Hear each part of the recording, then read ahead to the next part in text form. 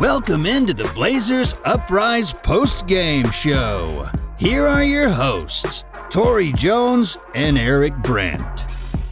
What's going on, everybody? Welcome in to the Blazers Uprise Postgame Show.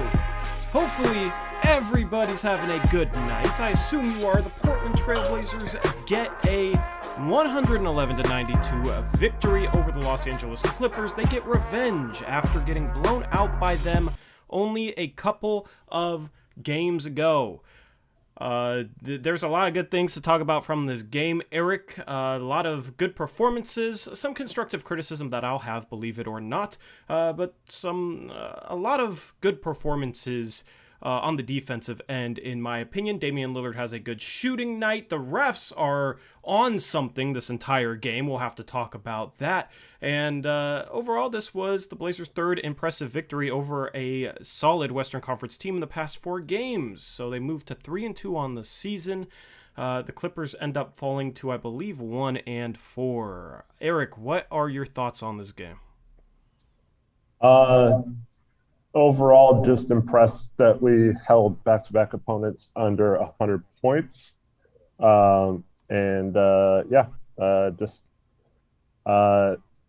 Getting it done with defense is always a fun way to watch games after having no defense the last 2 years and struggling with defense throughout most of Dame's career. To watch them win games just on their defense, and then when they hit a couple shots, they just blow the games wide open. It's just really fun to watch. Yep, I agree. Shout out Jackson Burgess with a $5 Australian dono. He says, Dame is back and Torrey is cute, ayo.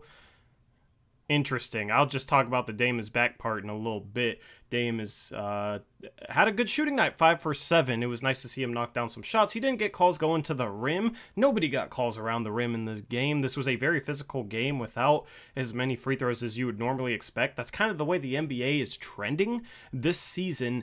However, I think it went a little bit too far tonight. Eric, before we hop into things, can you make sure that you got the right mic on right now? Sounds a little muffled to me. They said your mic was bad too. Is my mic bad too? All right, let's sort this out before we hop into the stream. Well, we're already into the stream, but before we hop into things, is my mic good? Yes? No? Mine is normal. People say echo. I don't know what's going on. I'm still getting used to. Yeah, it's the Zoom thing. Your mic sounded fine before the stream, Eric, and then right when we go live, sounded a little bit muffled. But you sound better now, I think. Yeah, I switched it, but I don't know where settings is on Zoom. Yeah, I mean, you sound good now. I think we're good to go now.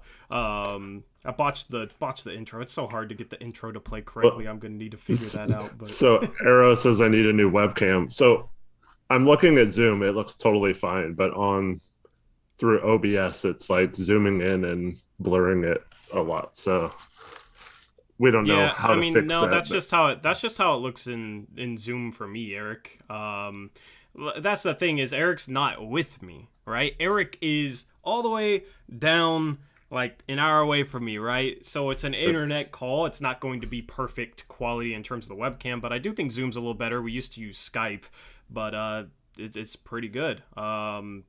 It's about as good as you guys are going to get. Anyway, all right, so your mic is good. I think we're good to go. A little disjointed intro, but what... I don't know. I don't know where to go with this. What were some of your thoughts on the defense today? Was it... Here's my question for you. Was it the Blazers being able to play physical defense around the rim, seemingly like the Los Angeles Clippers were able to do? I felt like both teams got away with some fouls. Do you think that was what was responsible for the Blazers' good defensive outing, or was it more just the defense continuing what they've done in the previous Phoenix game and the second half of the Memphis game?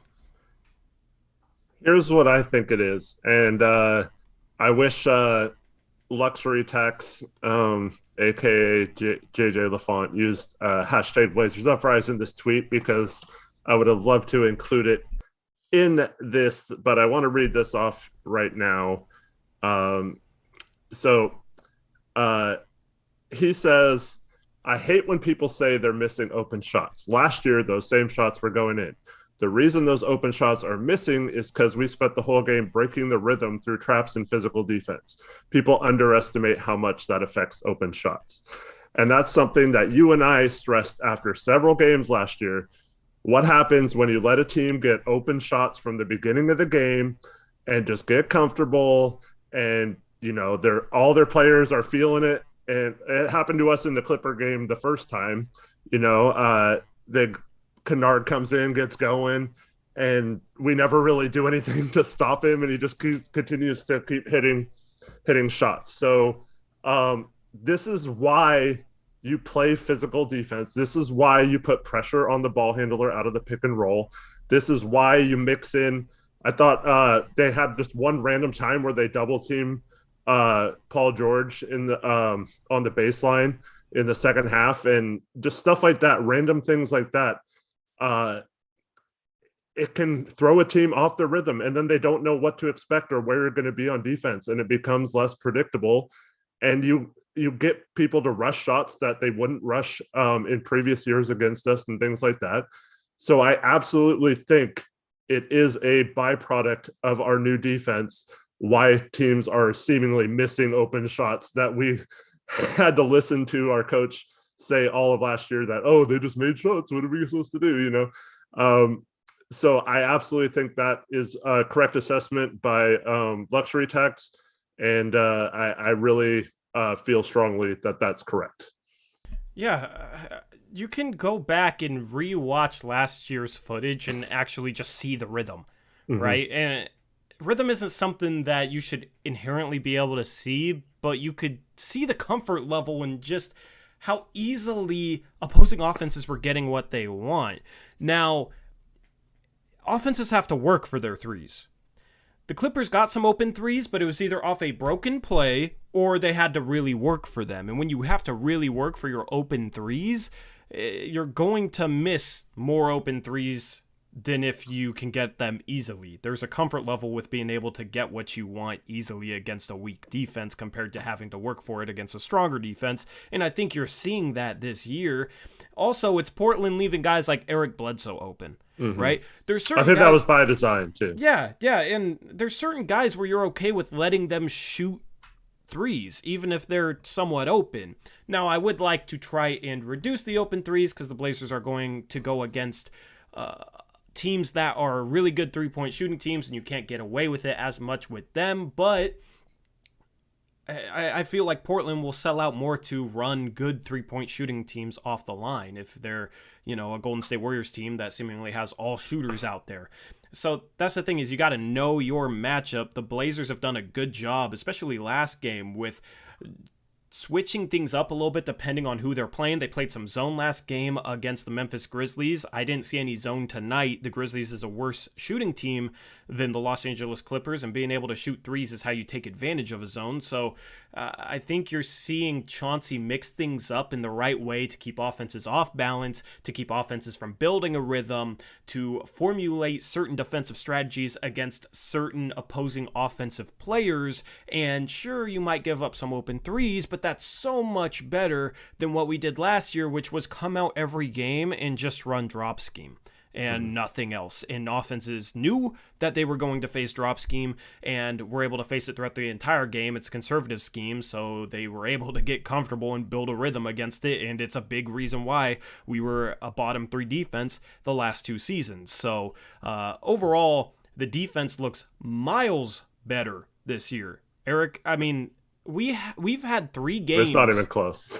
We've had 3 games in the first 5 where I would say we had a better defensive game than any game last season. So it's go ahead. Maybe the first Laker game, I think it was the 3rd game of the season, we had a really good, I think we held them maybe under 100, like 98 or something. I might be wrong on that, but that was the game that Derek Jones and Rocco had a good game on AD and LeBron. But that's really the only game I can remember off the top of my head that's maybe even comparable to what we've seen so far. Yeah. So go ahead. Well, I just want to say, you see why this defense is good, and then towards the beginning of the game, we saw why it doesn't work if you don't do the things you need to do, because the first 3 possessions were great defense. I felt like everyone was in the right position. I felt like we made the right rotations, like everyone was pretty locked in. And then it just went all downhill from there. And it started with, I think we had 3 possessions in a row with turnovers. And then they hit 6 threes in a row. And on almost all of them, they were because of a blown rotation, a blown coverage, someone falling asleep, someone just inexplicably not even putting their hands up on a shooter. Just CJ just turned around and just stood there and watched, I forgot who it was, just shoot at 3. It's like, so it was all of them outside of Nurk. So Rocco did it twice on Paul George. CJ did it once. Dame did it once. Norm did it once. All had a bad either closeout or rotation or something like that. And we gave up open threes. And we were turning the ball over on the other end. And all of a sudden we're down, I think, 11 at one point. And then all of a sudden we start taking care of the ball from that point forward in the game. And we barely missed any rotations from that point forward. And all of a sudden, like, they can't score at all the rest of the half. They had like 20 points like halfway through the first quarter and only scored 20 more points the next 18 minutes or so of the first half. And that's just suffocating defense. And I don't care if they miss shots or whatever. You're doing something right if you're doing this consistently. And now we've seen it.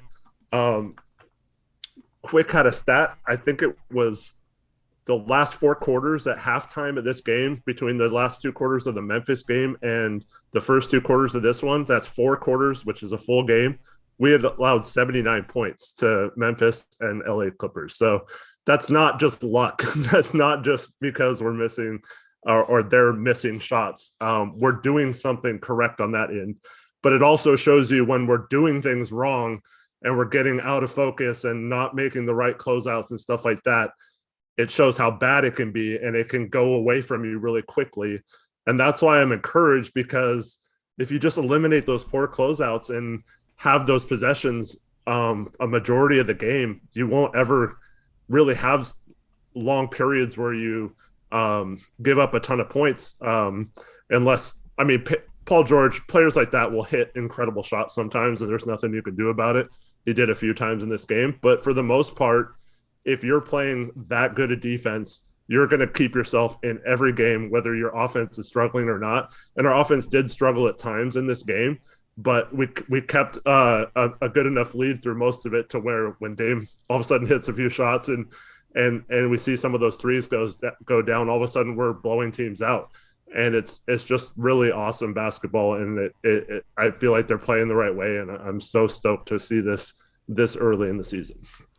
Yeah, it's crazy how some people will see us play defense like this and just chalk it up to luck or circumstance or whatever. Right. It is never that just doesn't make sense to me, because you had people last year that let Stotts use the excuse they just made shots. Mm-hmm. But now when the other team is missing shots, it's, oh, they just missed shots. But had this happened last year, I don't think they'd be saying they just missed shots. You know what I mean? It doesn't, it's never made sense to me how people just chalk up multiple good defensive outings like this to luck. Mm-hmm. To luck. It's not luck, man. You don't hold the Clippers to 92, the Grizzlies to 96 through luck. Otherwise, it would have happened last year. But no, this was the first stretch in which the Blazers held 2 opponents to under 100 points in a row since October in 2017. Shout out 503 for the fans for that stat that he tweeted. It's not luck. Sure, being able to be a little bit more physical helps defensively. That's why scoring is down this year. That's why percentages are down a little bit this year. But it's not a luck thing. It's not a luck thing. And it's like whenever teams get open threes against us so far this season, at least in the 3 games that we've won, it stands out because it's becoming a lot rarer. Right. Yeah. So, I mean, last season it was like almost every time, or we'd be late closing out. But now this year it's like, oh, what happened? We gave up an open 3. It's not, oh, there's another open 3 for them. And a lot of them, it's like Bledsoe and Batum and those kind of guys. And those are the guys you want. If you're going to give up an open 3, it's at least make those guys beat you from three, because they've been very inconsistent with 3-point shot throughout their career. So I feel like it's not like, I mean, John Morant is a star player. Obviously, he's having a phenomenal year, but he's not that good of a 3-point shooter. So he gets some open threes, and that's kind of by design. So he happens to hit those last game, but we still have great defense overall. And yeah, this is a product of what can happen. But I thought this wasn't possible with Dame and CJ. I thought it was impossible. And it's funny because all those people who are clinging to we're just getting lucky and they're just missing shots theories are all the same people who thought this was never possible to have this team as long as Dame and CJ occupied the starting backcourt, or we had a guard playing small forward and we were the smallest team ever. So yeah, those things, those people have to cling to those, because that's the only way for their analysis to be correct, is if somehow this was just luck and our defense just falls to trash from here on out, right? Yeah. Because if we have a top 10 defense with this team, like, the excuses are starting to run out.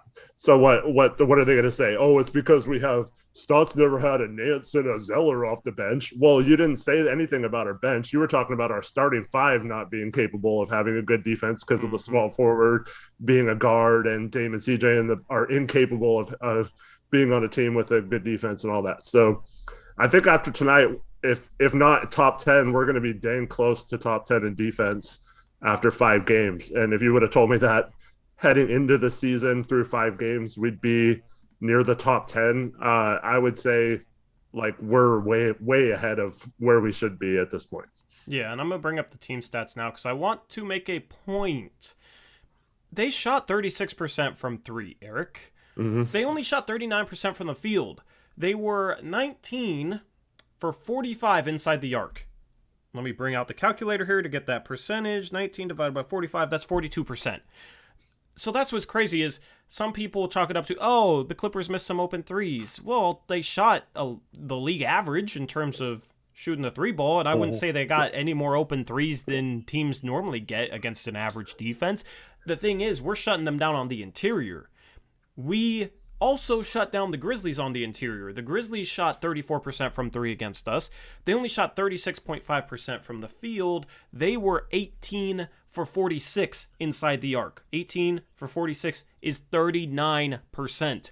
So we've done a good job with our interior defense, which is funny because we're playing more aggressive on the perimeter in terms of our pick and roll defense. We're not letting guys come off of ball screens and hit open threes, but we're not sacrificing on the interior. We've actually gotten better on the interior in terms of playing defense around the rim. So it's crazy because you have the narrative that this team is incapable defensively because of how small they are, but we're doing a great job on the interior defending. And I think the play that highlights everything is Norman Powell coming over in the weak side, right? 6'3" Norman Powell, too small, coming over in the weak side and blocking Ivica Zubac's shot. Zubac is a 7-foot center, and Norman Powell rotated over and blocked his shot after we played aggressive pick and roll defense. He got his help side positioning and rotation was perfect, and he denied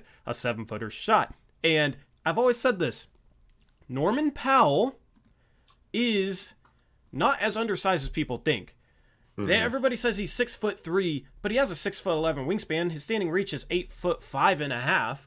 It's a little undersized for a small forward, but not as undersized as you would think a 6'3" guy would be. And I've had people try and argue, no, height matters, standing reach doesn't matter. Well, standing reach mattered on that play when he blocked Zubac's shot. He's not blocking his shot with the top of his head. He's blocking his shot with his arms reaching straight up. So you can't just look at height to try and gauge how well sized this team is. So overall, it's a situation where you're seeing this team play good defense on the interior despite their lack of size, and it's because they're rotating well. It's because they're not letting guys get straight line drives. It's because they are playing good, nuanced defense, playing the scheme correctly, and not making a ton of mistakes on the interior. And that's what I always said, is this team is capable of playing good defense. They just have to clean up a bunch of learnable mistakes, right? They were making mistakes that wasn't due to size, wasn't due to height. Nope. They were making a lot of defensive mistakes that were just nuanced things that they could fix with a new coach. And I think you're seeing that right now under Chauncey. Yeah, 100% agree. It's like we argue with people all year about that. It's not because of the size. There was very few instances last year when we got beat because CJ was getting posted up and a bigger guard was just shooting over the top of him or whatever. Like that wasn't the reason our defense sucked. It was because of the schemes, and we heard that all offseason. Oh, schemes don't matter. It's the roster. It's the players. Like I'm just going to say this. I've said it before.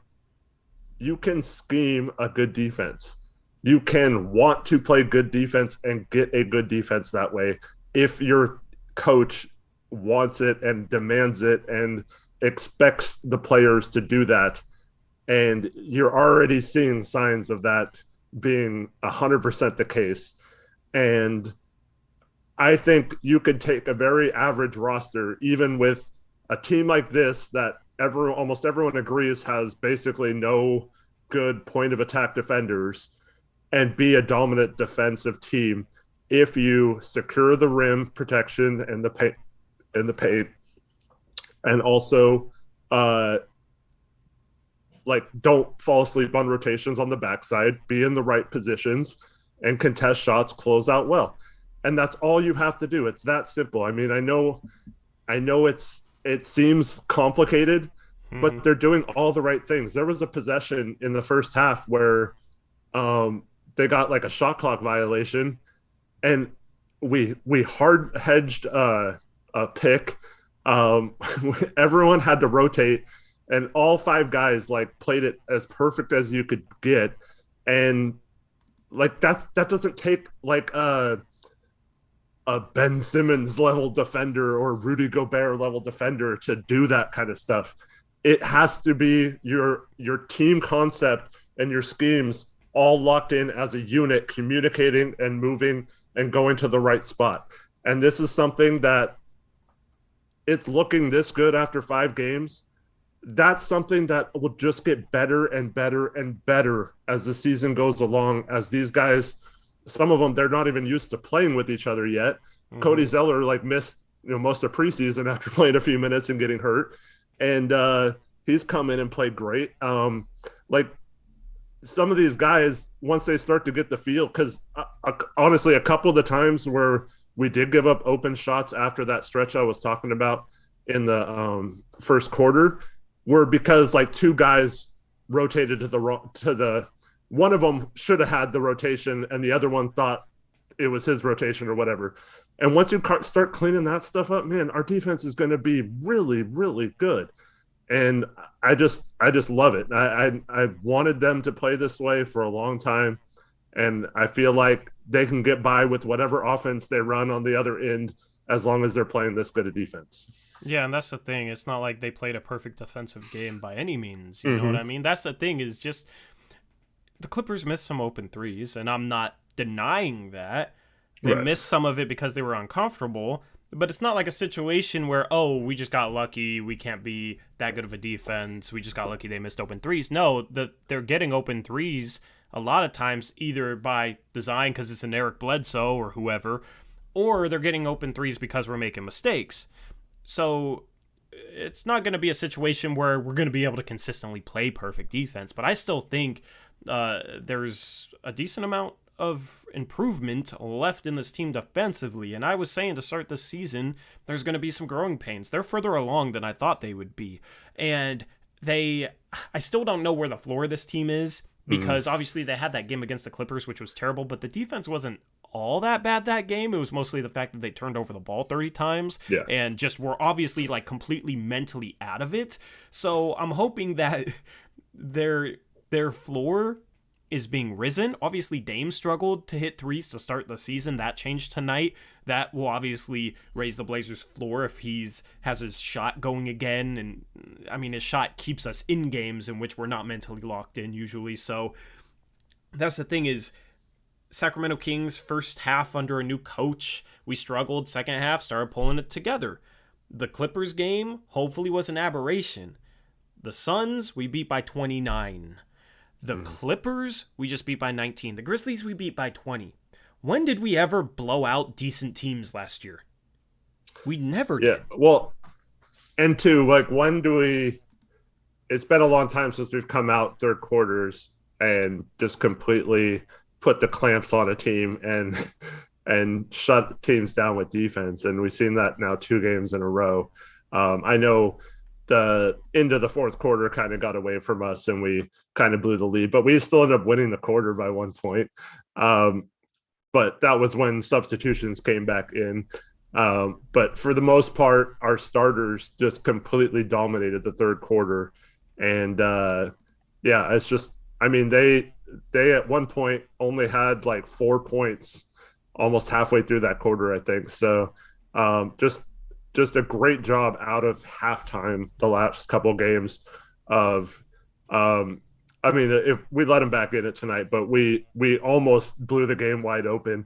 There was a couple of questionable plays that if they would have went our way, that they might not have come back or whatever.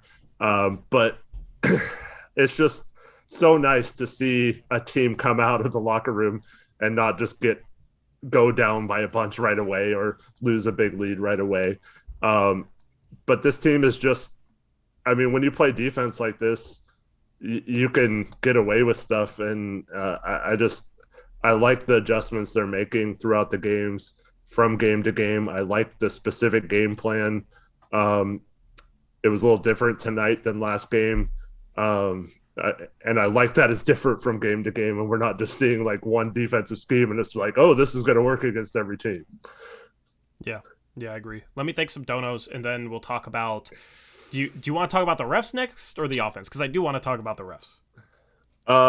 We can talk about the refs. Yeah, we'll talk about the refs after these donos. And Ads has a $5 dono. Shout out to Ads. He says, Nas, maybe one of the most tenacious players Portland has had in a while. And I agree with that. The dude brings a lot of heart, plays hard. And that's what Chauncey challenged him with heading into the season. Nas is a guy who can make an impact just with his effort. He's had some key offensive boards so far this season. Defensively still has some awareness mistakes to clean up, but the only way he can get the experience to learn from those mistakes is by getting playing time, which he's getting this year, and you love to see it. It was nice to see him hit a couple threes today. We'll talk about him a little bit more when we get to his player card. Appreciate the $5 dono. Ads. Shout out Jackson Burgess, another $5 Australian dono. He says, also, I wish Nas landed that left-hand poster in transition. That would have been nasty. And, Eric, we're going to talk about the refs in a second. Speaking of the refs, yeah. Speaking of the refs, my goodness. Shout out Reese, $2 dono. Reese was at the game tonight. He's a big Isaiah Hartenstein fan, which is very ironic. I'm going to start calling him Hackenstein. Hackenstein, yeah. That's my new nickname for him. But Reese with the $2 dono says, love this team. Owned that fraud Hartenstein. We see this. Yeah, Hackenstein. We see the sarcasm, Reese.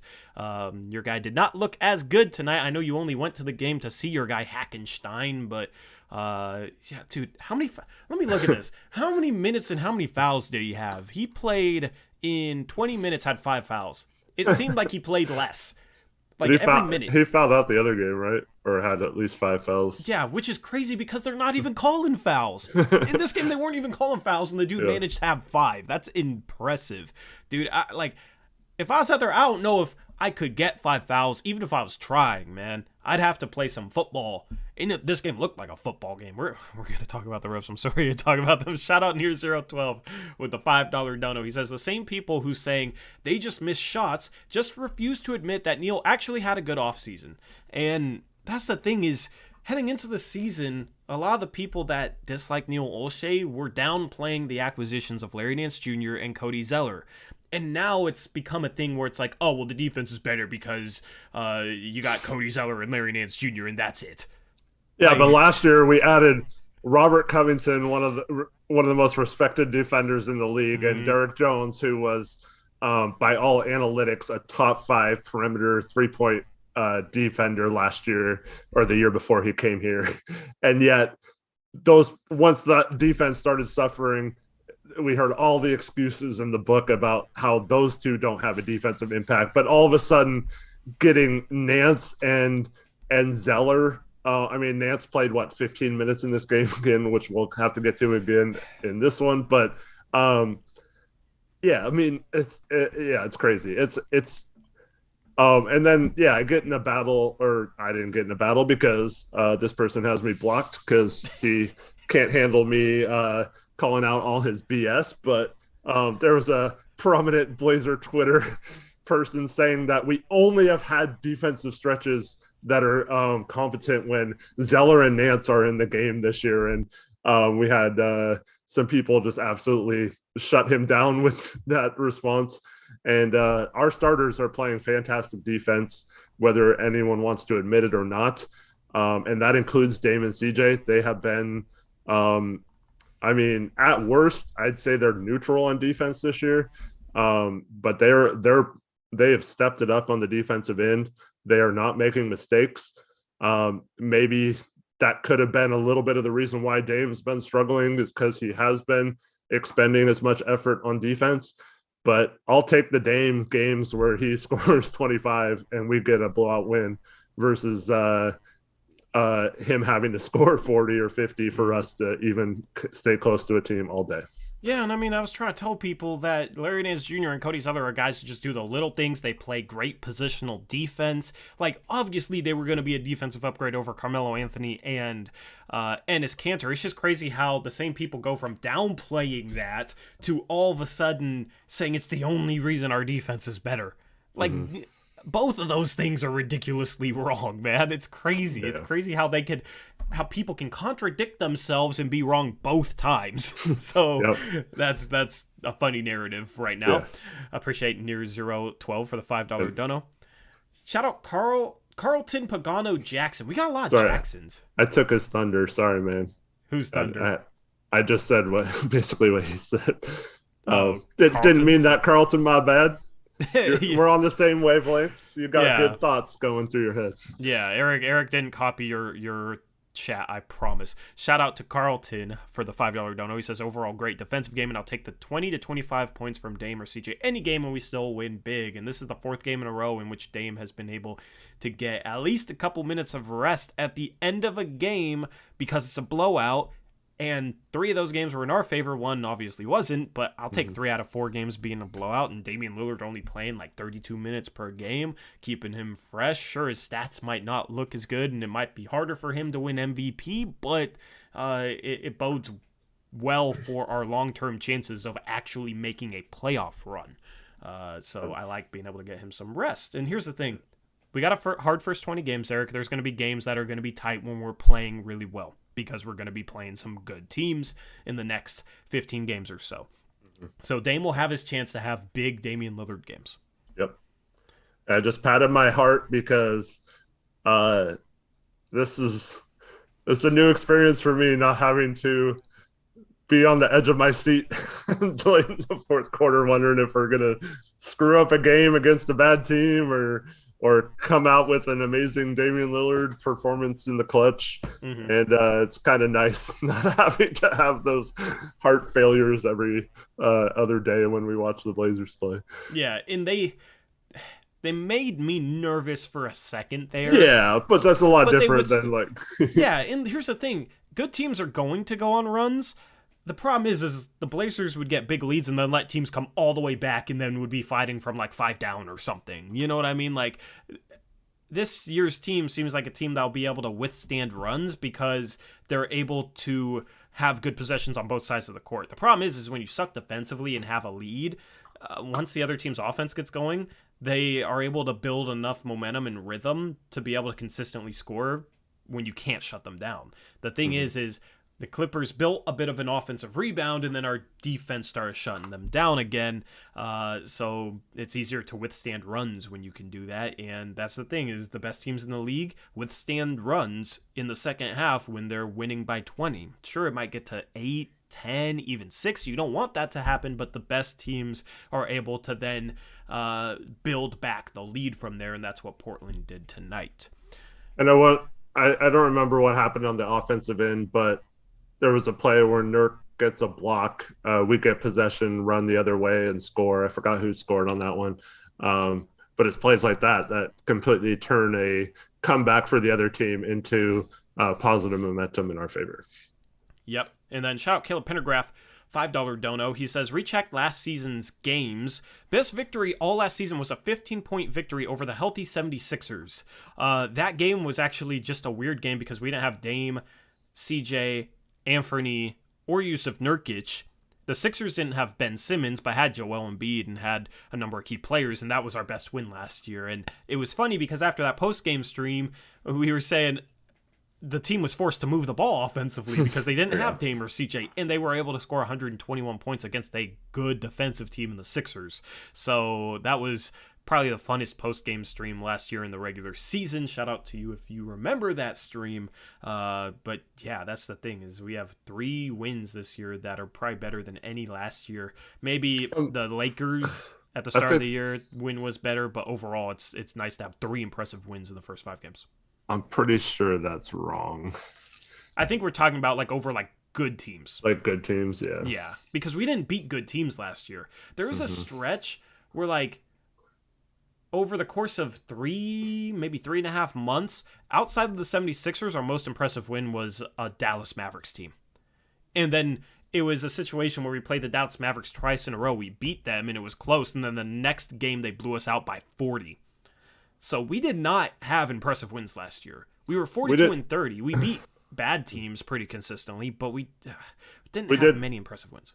We did have a big win by 21 over the Grizzlies late in the season when they had just beaten us twice and were creeping up on us in the standings. But think about it. That's one of the top games on the list. Thinking back to all of last year, we already have a 20-point win over the Grizzlies 5 games in. Yeah. You know what I mean? That's the thing is I'd put our 3 wins this year up against the 3 best wins last year in terms of just how the team performed and how the team played. Shout out Connor for becoming a superstar level member. Appreciate it, Connor. Awesome, Connor. All right. What refs, Eric? Follow Connor on Twitter. Follow Connor. Yeah, follow Connor on Twitter. Connor, plug your Twitter. I will allow it. There you go. That's our thank you to you. Plug your Twitter. We were talking about that earlier. Connor needs more followers, so help him out, chat. Refs, Eric. The refs today were comical. They called it pretty even, so I don't necessarily want to say horrible, but they missed a ton of calls both ways. More for the Blazers, though.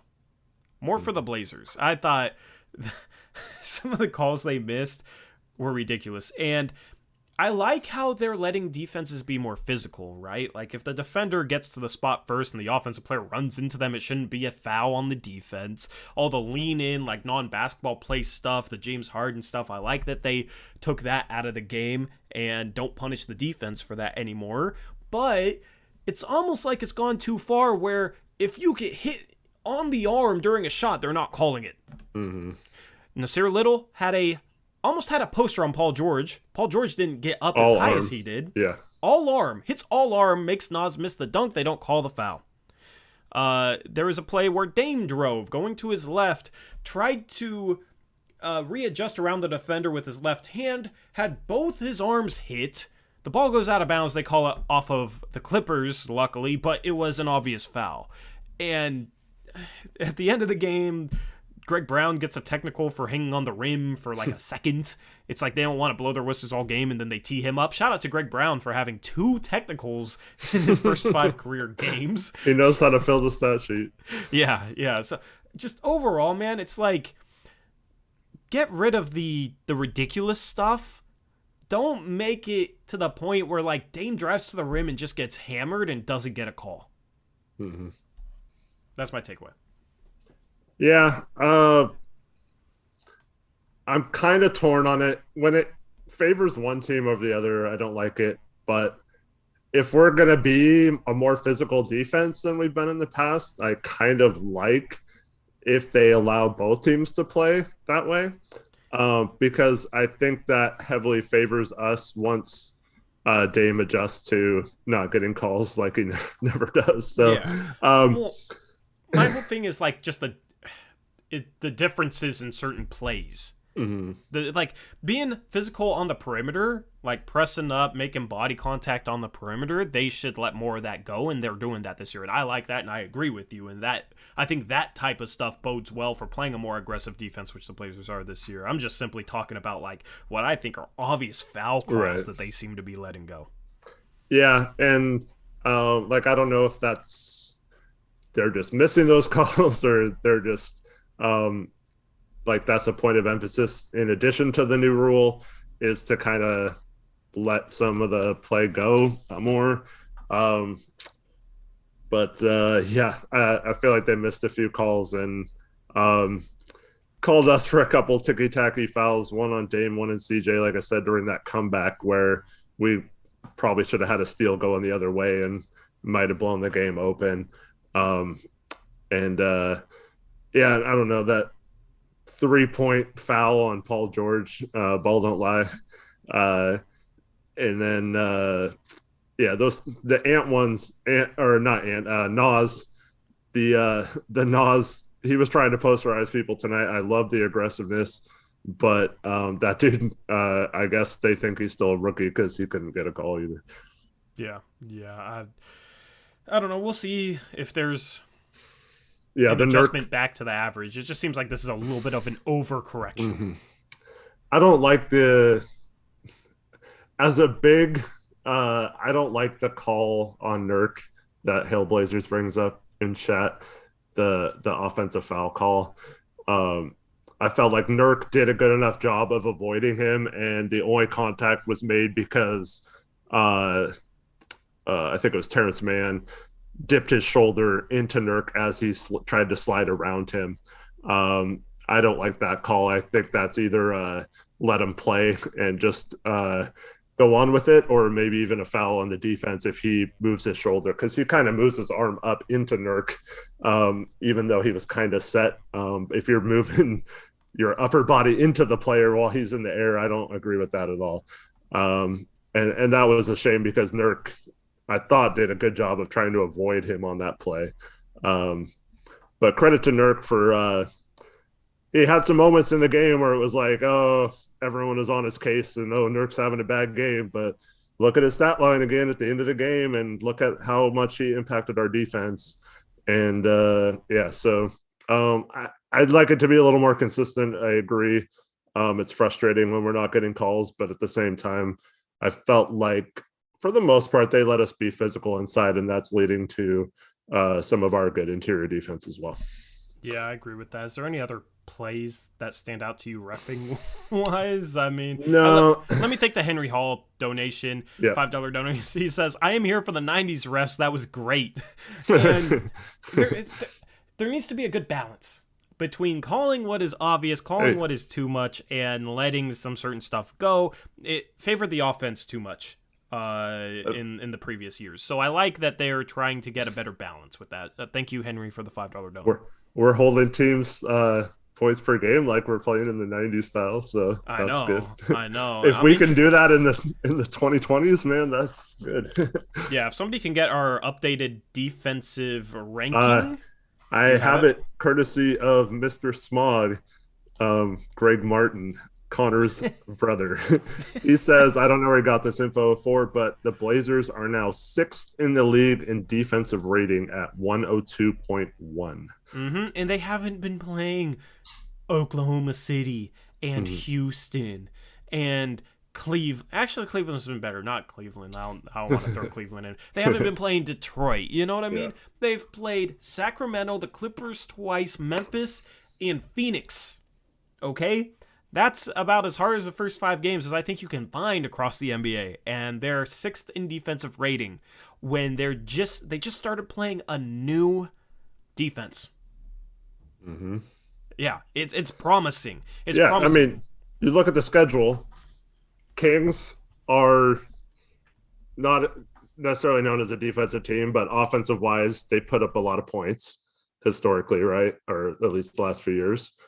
Suns have had an amazing offense last year. The Clippers have had a really good offense the last couple of years now. They don't have all their pieces right now, so they might, and they haven't been great this year overall, but still nice victories. And then Memphis also has one of the best offenses in the league. So we're talking about playing mostly, if not all, good offenses. So efficient offenses that get a lot of points in transition, offenses that do a lot of different things, different styles. And we've managed to shut down pretty much all the different kinds so far. So if you would have told me facing those first 5 opponents that our defense would look this good, I mean, that's incredible. And I believe our defensive rating last year was, I think it was 116. So we're talking 13.9 points better per 100 possessions right now, which is an insane improvement over one season to the next. Yeah. I mean, if this team can play defense like they've shown, I don't see how it's not a contender, right? Mm-hmm. Everybody wants to say, oh, a team led by 2 small guards doesn't contend, yada, yada, yada. Just because it's never been... Just wait for the playoffs. Yeah, you know what I mean? Like, I don't know. There's narratives to downplay the Blazers' chances, but I'm going to base their chances based on how they're playing both sides of the floor. That's the most obvious way to analyze the team. You know what I mean? Like, everybody is so concerned with, like, certain narratives and this and that. I care about how the team is playing basketball. And if they can play, like, the 6th rated defense, the 6th best defense in the league, how are they not a contender when they have a top 5 offense? If they're borderline top 5 on both sides of the court, that just screams contender. Because I don't know how many teams were borderline top 5 in both categories last year. I don't think many. Yeah, like it's really hard to do. It's usually only 1 or 2. So, and those are the best teams in the league. That's the thing, is like, we'll have to see how it plays out. It could be the Blazers maybe overperforming defensively a little bit. Maybe other teams will make a few more open threes or whatnot. But overall, like, it's not like this is coming against bad teams. It's not like this is a situation where it isn't sustainable. They have a couple other things to clean up. But overall, this looks like a top 10 defense to me. They just have to be able to do it consistently. And here's the thing that I'll finish this off with is, even if they're not able to do this consistently, they've shown how capable they are of having good defensive nights. Mm-hmm. And a lot of people said they were not capable of having good defensive nights against good teams. So that's the thing, is sure, they might end up regressing a little bit from 6th down to 10th, 11th, 12th. That's still a massive improvement. But I think the biggest takeaway that you can come away with from this early season is just how capable the Blazers are of having a good defensive night against a good team. Well, here's the thing, though. If they do revert back to horrible defense, right, they have now several games, at least 3 games, where they can point to and be like, we're not doing the things we did in these games. We need to get back to doing this. And a good coach will not allow them to regress back to the old way. So I have utmost in confidence in Chauncey Billups if he's already showing this much that it's going to be different. Yep. Let's talk about, or before I forget, thank you, Caleb Pendergraft, for becoming an all-star level member. Appreciate it. If you want to plug your Twitter too, go ahead. Anybody who becomes a member can plug their Twitter. I will be dropping a film breakdown probably on Monday, since we do have a Sunday game. So channel members, you'll get access to that. Anyway, go ahead. Let me just read this comment by Jeff Ma. He says, you guys were so negative last season, rightly so. That saying we are defensively amazing in 5 games and being positive legit scares me. Good prep for Halloween. I just wanted to comment on that. So This is if you obviously listened to us last year, so we tried to clearly explain why we were so negative last year. We weren't just saying, "Oh, Stott sucks." We were trying to give you reasons why this team was struggling defensively and why this team could never do anything in the playoffs under this coaching staff and all that. So the reason why I don't want to speak for Torrey, but the reason why I am so optimistic is because we're seeing a team playing the exact way we've been begging for them to play, and that Torrey and I both believed were in there, dating back several seasons ago to probably the Pelicans series year, to where I think we were good enough from that point forward to be a legit team like Phoenix and Utah last year, and at least make more deep runs than just one Western Conference Finals trip where we got swept. And it's frustrating to see them play in such a way that is not conducive to winning in the playoffs. And then having to go through the whole season knowing what's coming. We're going to lose to an injured Denver team or whatever team we face in the playoffs. I thought maybe we could beat Denver just because we should have beat them even with the coaching discrepancy. But it's just frustrating knowing that we're doomed no matter what, unless like Dame and CJ just go crazy. And Dame had freaking 55 points in a game, hits 12 threes or something in that game, and we still lose and stuff. And it's because our defense is trash and our systems are not conducive to winning. So to see the changes that we've asked for and to have a coach that seemingly just every time he talks says exactly the way Torrey and I feel like this team should play, and he's answering those questions perfectly, just gives me a lot of hope that it's different this year, even though it's only been 5 games. Yeah, and that's where the excitement comes from, is the hope. Mm-hmm.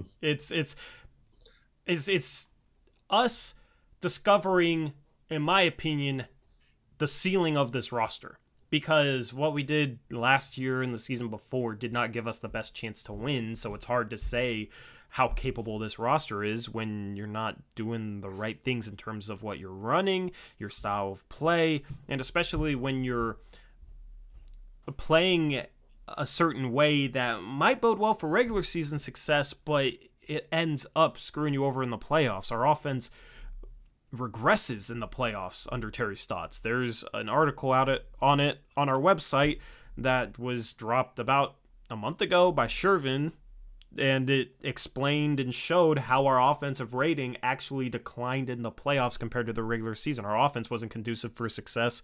It ended up with us going against a mediocre Denver Nuggets defense and only scoring 20 points in the final 16 minutes. Now, I'll talk a little bit about the offense in a second from this game, but defensively, there's no reason this roster should have been bottom 3 the last 2 years. And this team is better defensively in terms of the roster because Melo's gone, Canner's gone, you brought in Larry Nance Jr. and Cody Zeller, but it's us actually giving ourselves the best chance to be a good defensive team. So that's where the excitement comes. Is we had a lot of hot takes, Eric. We had a lot of bold statements going against the coaching of this team that not a lot of people agreed with at first, and that was when we were starting this channel, and we took a ton of heat for it. It's kind of exciting just seeing validation for all our hot takes play out in real time on the court this year. Yeah, I'm not gonna go that far until we get a little deeper into the season. But we said this team was capable of playing good defense like they are right now. I know. I 100% believe we're right. That's why I made the guarantees I did this season. That's why I've said for years that coaching does matter, and argued with everyone who says it doesn't and says, oh, there's nothing they can do about it.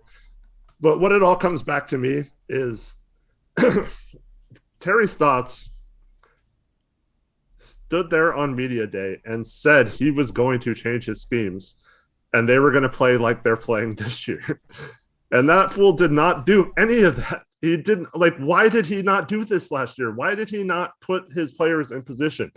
And you can blame Cantor and Melo all you want for that, but the starters weren't doing that. And that's why Nurk was so frustrated last year. He knew if he just played up on those screens at the level that it would result in our defense automatically getting better because we're just doing something different. But he refused to change or even try that.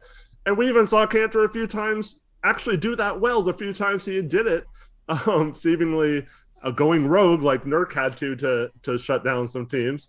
And I mean, I don't know if it was a pride thing or a stubborn thing with him, but this guy just flat out did not coach the team last year. He just gave up and just was like, well, my system's either going to work and we're just going to run what we always do, or I'm going to get fired. And he was resigned to that. And I don't like the fact that people gave him excuses last year. I thought he was, I mean, you cannot do a worse coaching job, in my opinion, than he did with this roster last year. And that is saying a lot considering we made the playoffs.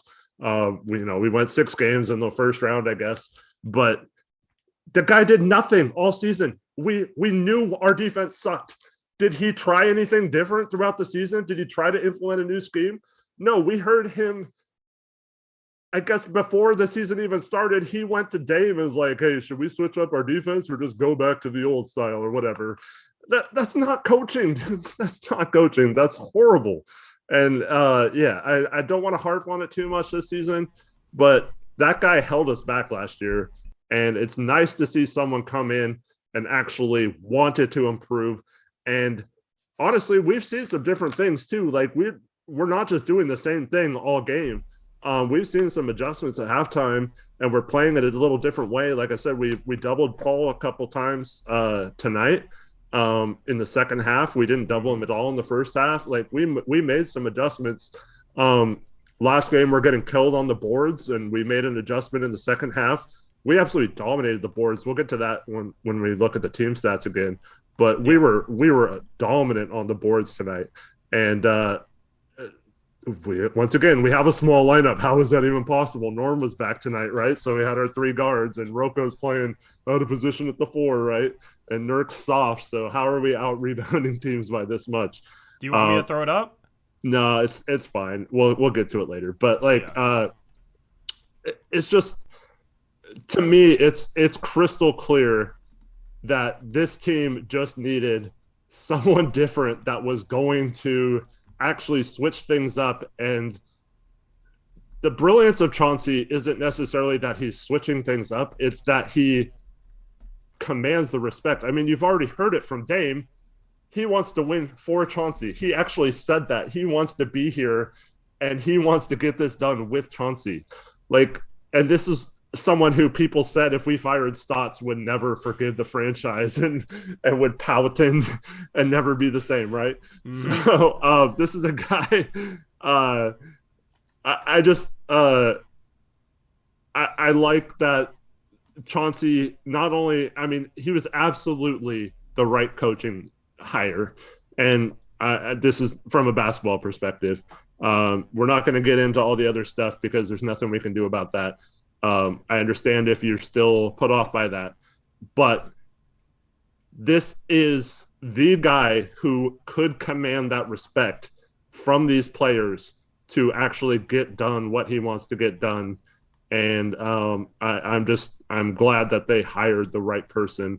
And I agree with Olshey. When he hired him, he said in the press conference that he feels like Billups, even though he doesn't have experience, he has a ceiling that the other coaches, like if you hire a Mike D'Antoni or whatever, you know what you're going to get. You have a certain ceiling that the team could achieve, and you don't. The unknown of Billups, I think, is propelling this team to a higher level, and I think Billups is the kind of guy who's not going to give up on this team like Stotts did last year. Yeah, it's just like taking a chance on a coach that has the potential to coach well on both sides instead of just going after a guy that's only ever been an offensive guy.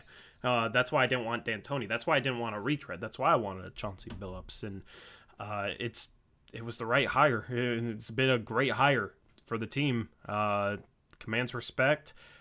Defensively has brought this team to a level, at least early on this season, that we haven't seen in a while.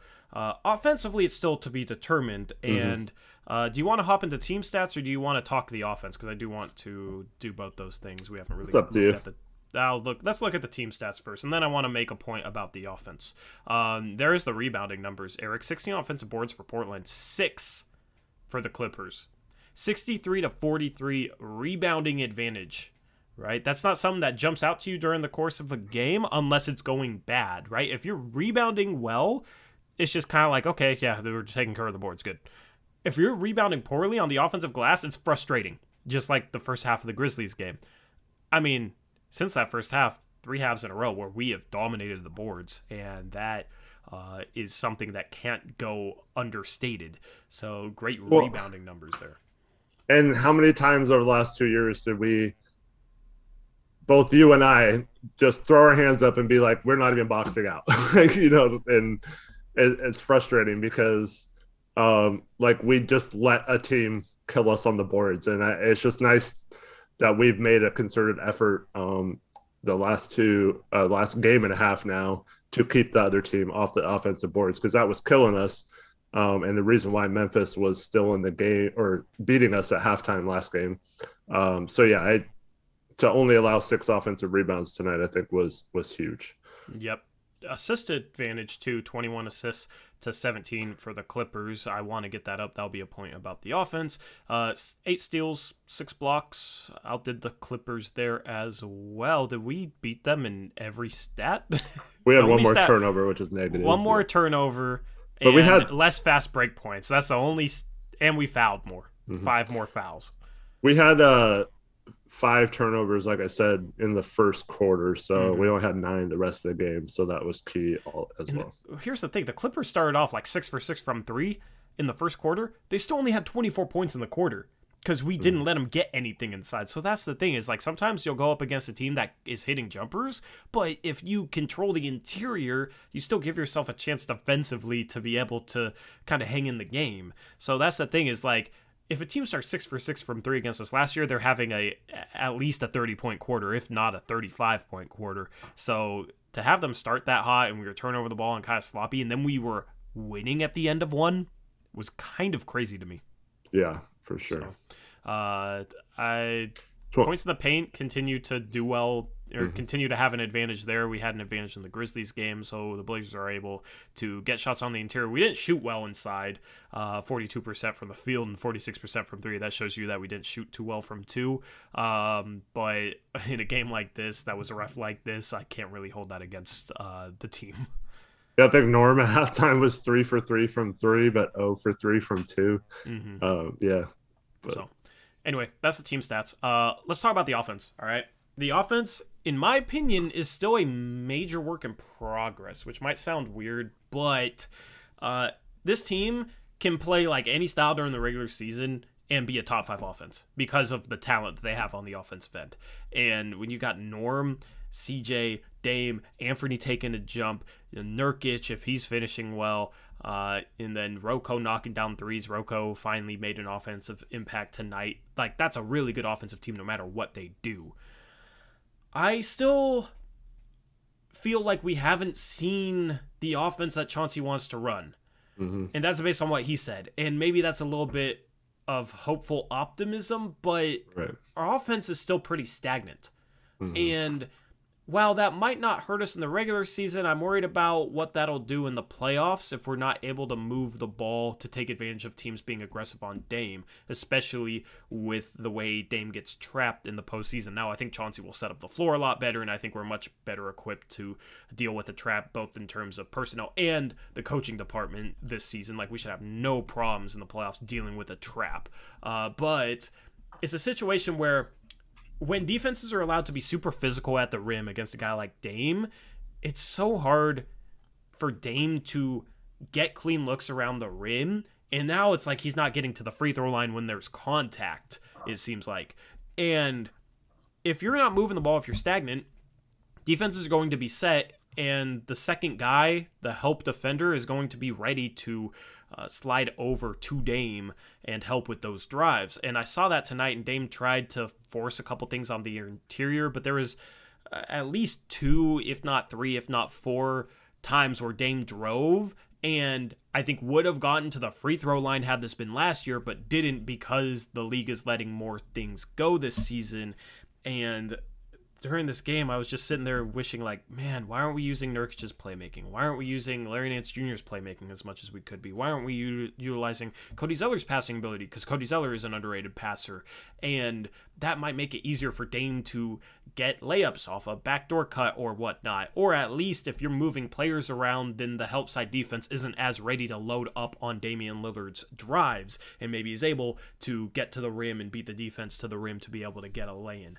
The offense, I'm happy that Dame shot well tonight. I'm happy that Rocco shot well tonight. Like, I'm not unhappy with the offense right now, because I think it's a work in progress in terms of running the things they want to run. But I'm also sitting here maybe slightly worried that Chauncey's just like, okay, we just gotta let Dame and CJ do their thing. What's your interpretation on the offense right now?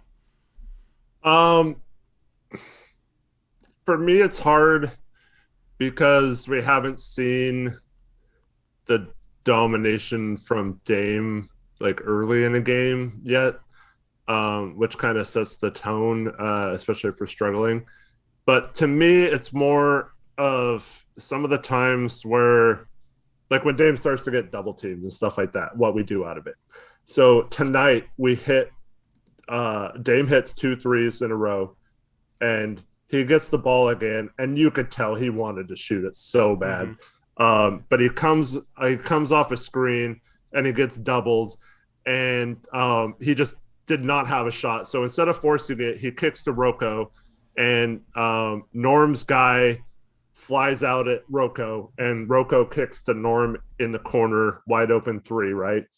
Norm ends up missing the shot, but it's a great shot, great offense. And that's one of the things that I'm looking for, is when the teams double team Dame, if we're getting good shots. But the thing is, because 4 of their players were out of position, Nurk was under the hoop, and he gets an offensive rebound putback because of it. And I think that he missed it and then got it back again and then made it. But those are the kind of things. So you can have a good offense even being ISO and pick and roll heavy, as long as when those things start to get taken away and the defense starts to adjust, that you get good shots. So there isn't many examples of that because Dame hasn't been Dame for the most part this year outside of those 3 plays I talked about in a row. But like you can feel it at some point. Teams are going to have to stop Dame. They can't just continue to single coverage him and things like that. So he'll eventually just eat teams up if they don't double him off a pick and roll. So the other thing I don't like really is Nurk's been, I don't know if awful is the right word, but it's been really bad when he gets the ball in the middle of the key. He's not getting good angles at the basket. He's not kicking out the shooters at the right times. But last game, we saw several plays when he rolls on the baseline. It's almost unstoppable once he gets his momentum on the baseline going to the hoop. It usually results in a dunk or a position where he can shield the defender off and use his big frame to lay it in easily. And I wanted to see more of that tonight. We didn't really see it at all. So I think that might be an adjustment moving forward as they look back, that's not quite working.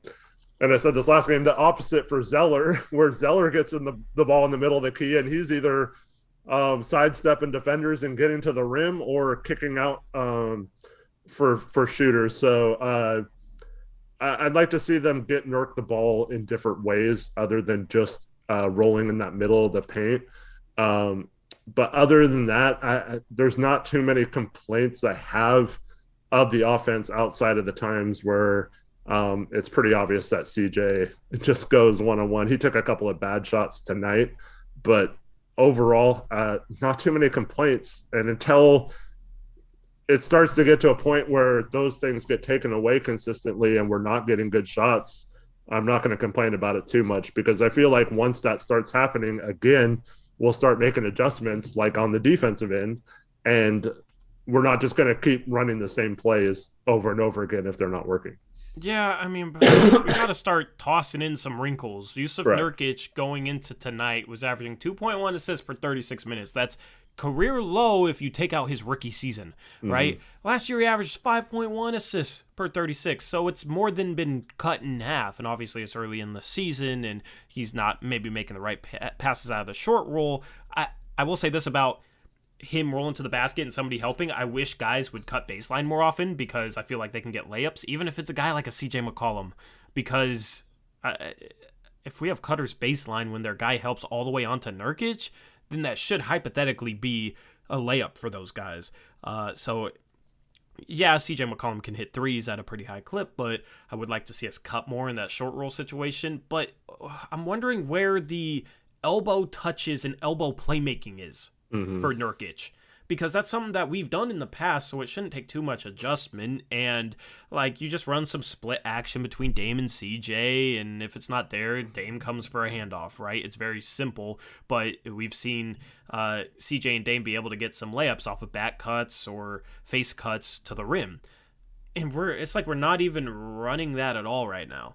And that's kind of where I'm scratching my head. That's like the one thing, that in a minute situation with Larry Nance Jr. Those are the only kind of complaints I have with the way Chauncey's coaching. It's obviously work in progress, and they're focusing on the defense, and they can be just fine offensively. So I'm not like down on it. I'm not sitting here like, oh, Chauncey needs to do this, Chauncey needs to do that, because I think it's coming. So it's not something where I'm upset with Chauncey or anything like that. I think it needs to be something implemented in the next 20 games or so, where they use Nurkic a bit more at the elbow and kind of work around playing off that a little bit, just because that's a wrinkle that can help Dame get layups, where otherwise it's just like him driving against a set defense that's allowed to be even more physical now than ever, and it's resulting in situations where Dame's getting a lot of contact, which I don't want Dame driving into a couple defenders and them being able to just like body him. I don't want him to deal with those hits and that risk and whatnot. And it's been difficult for him to get clean shots off around the rim. And even a guy like a CJ, he's been able to kind of make the most of it. CJ's been pump faking inside and pivoting and being able to kind of get buckets that way. He doesn't get to the line anyway. Yeah, and he doesn't get to the line anyway. It's just like, we have to start working in something more, because right now the offense is stagnant and pick and roll heavy. And I'm not saying it's going to hurt us or cost us games in the regular season. It's just it could help us win a couple more games if we were able to implement something different. And I think it would be something that we need going into the playoffs in the half court, not necessarily just if teams are trapping Dame. Yeah. Well, I think Zach brings up a good point. He said they were defending our cuts really well. And that's one thing, is for the most part, almost all of Dame's threes are pretty clean looks. And those dribble handoffs, they're having to overplay the cuts a little bit so they don't get backdoored. And that is allowing Dame to come back up a little freer. So what's happening is, a lot of the times when Nurk does get the ball, he's waiting for a back cut, but the guard comes up for the dribble handoff instead, and it's leading to an open shot. It's just not leading to an open lay-in like it has looked before. And it doesn't really show in Nurk's assist numbers yet, but I don't know. I think if teams are going to have to pick their poison at one point, and I think I'm hopeful that once they start overplaying the three again, that it'll go back the other way and we'll start cutting more and it'll be more effective. But it seems like we've made a lot of good cuts, but they seem more spontaneous, not like design cuts. Yeah, and that's what I was going to say, is like, there doesn't seem to be any designed cuts, right? Like, Larry Nance Jr. has had some spontaneous cuts the last couple of games that have resulted in buckets, but it's like, when you're with the bench lineup and you have a good passing 4 and a good passing 5, and you have a guy with the cutting ability like a Nasir Little and even an Anthony Simons, and there's no designed cuts, I think that's something that needs to change heading forward. I'm not going to be too hard on it 5 games in, when obviously the thing that needed to be fixed with this team is the defense, and that is seemingly getting fixed, and it's looking really good right now. So I'm not going to sit here and like complain about it. It's just something that I want to see introduced into the offense in the coming weeks. Yeah. So I agree. Alrighty. You ready to get into... Let's get to this other the donation. dono? Yeah. Let me thank KJ for the $5 dono. Appreciate it, KJ. He says, first time dono, long time watcher. Usually can't watch the streams live. Just wanted to thank you guys for all your hard work. Best Rip City channel. Appreciate it so much, man. Glad to... Thanks, KJ. Glad you can catch one live. It's always cool to hear from people that watch us regularly, but never really are able to interact with us through chat. So that means a lot, and I appreciate it. All right. If you aren't able to watch live, Tori's been putting the show's on Spotify now, so you can listen that way if it's easier for you. Yep, 100%. Alrighty, let's hop into tweets of the game first. We got 3 tweets tonight. Remember to use hashtag Blazers Uprise on Twitter for a chance to be introduced into tweets of the game. I like doing this just to post some of your guys' stuff. Shout out Zach, our mod, Zachlandia, at Wacklandia. Go follow him. We don't need to score 130 every night to win. Amazing. What a concept. What a concept. Eric, hashtag Blazers Uprise. You got... How would you say this, Eric? Your stream's probably a little bit behind. How would you say this name? Let's hear your pronunciation, because you're obviously the pronunciation expert. Damian Lillard. Yeah, that's better than I could have done. Shout out to Damian Lillard. He says, Blazers playing good defense when everyone said they couldn't do it. Tears in my eyes. And it's just funny to see how the people that said this team couldn't play good defense now try and justify the fact that they are. So that was a good tweet. Shout out Evan. Evan has bangers every stream. He says, we're a good third quarter team for once. I wanted to put this up here because this is the second game in a row in which the Blazers have had a pretty good third quarter after getting crushed every third quarter last year. So yeah, I don't know, it was every third quarter, but it was pretty consistently. We come out of halftime and just looked like we did nothing the whole halftime. It's like, what are we doing? So yeah, that's nice. Yep. So I'm no longer feeling a sense of dread at halftime this year, which is very nice, because last year I had a sense of dread every halftime. I couldn't just take a break from the game. It almost got worse during halftime. So it's nice to not have to deal with that. Alrighty, let's jump into the players. This is not updated. Let me update this real quick. Don't want to start this off with Robert Covington's stat line from last game. Let's start things off with Dame, because Chris throwing in nicknames in here. Damian I'm back Lillard, 25 points, 6 assists, 4 rebounds, 9 for 17 from the field, 5 for 7 from 3. That means he went 4 for 10 from 2.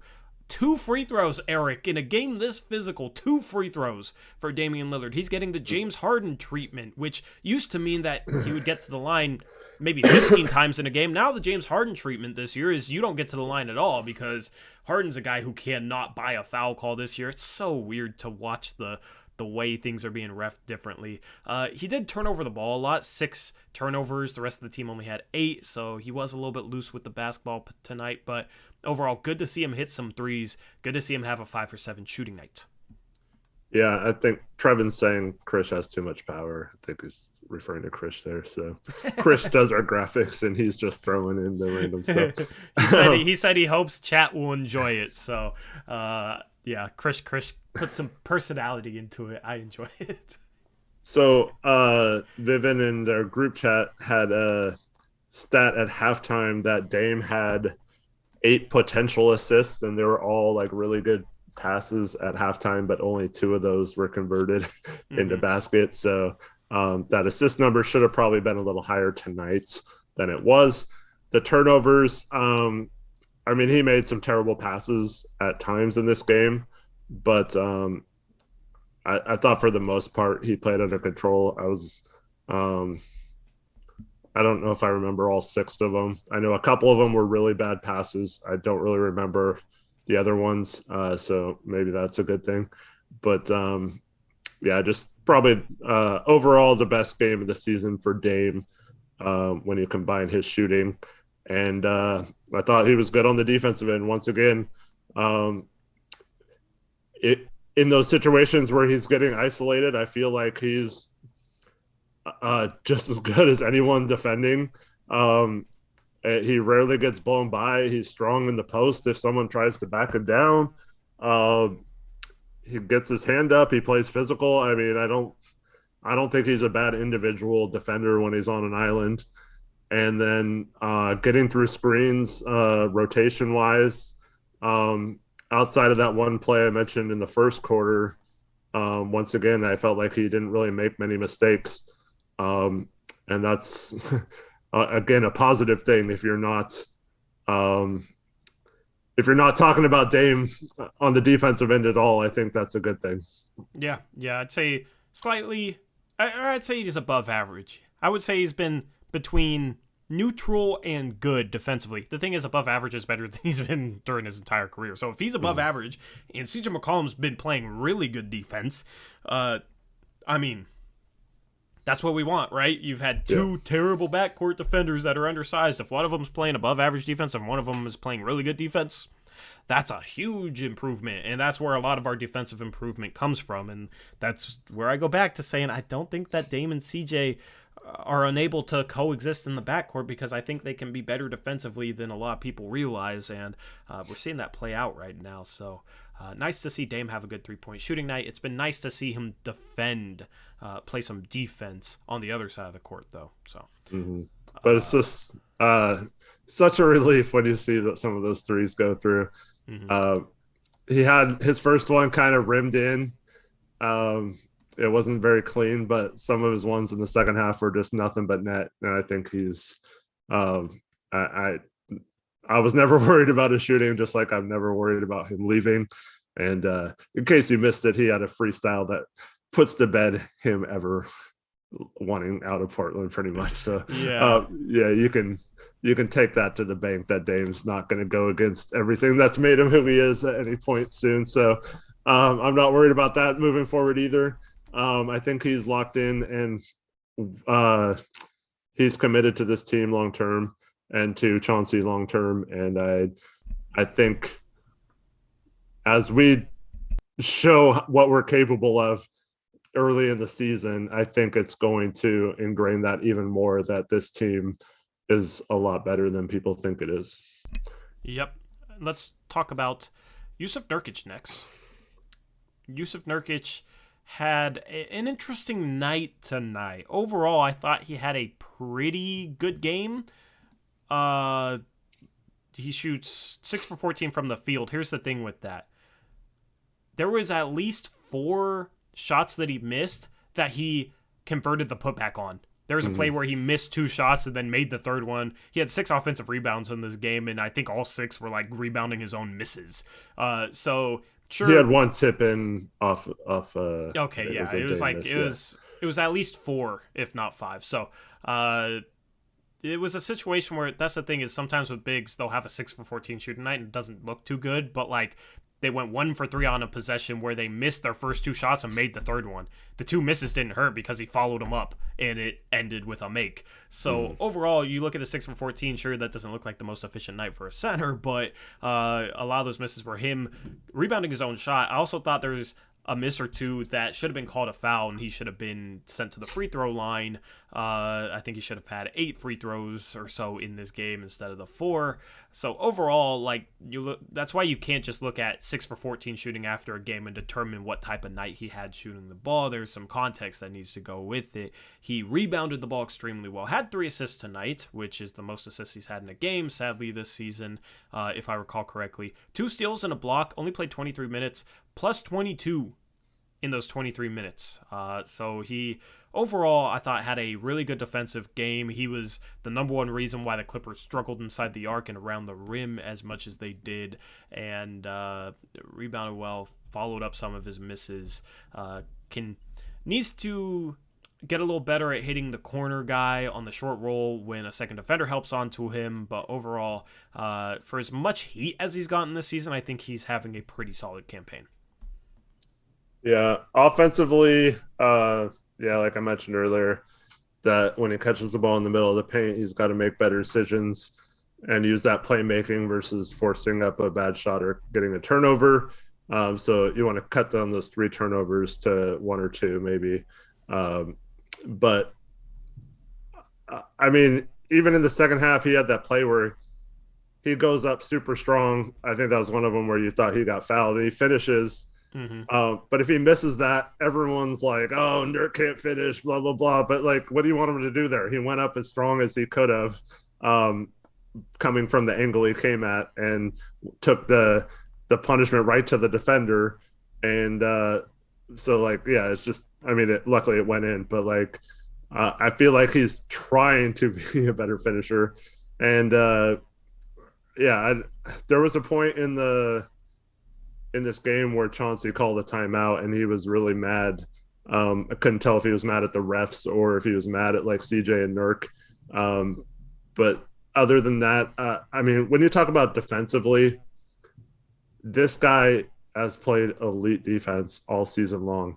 And he's one of the main reasons why we have a good defense this year, because he's been so active off showing on those pick and rolls. He's stopping the ball handler from getting anywhere. This is the difference between this season and last season.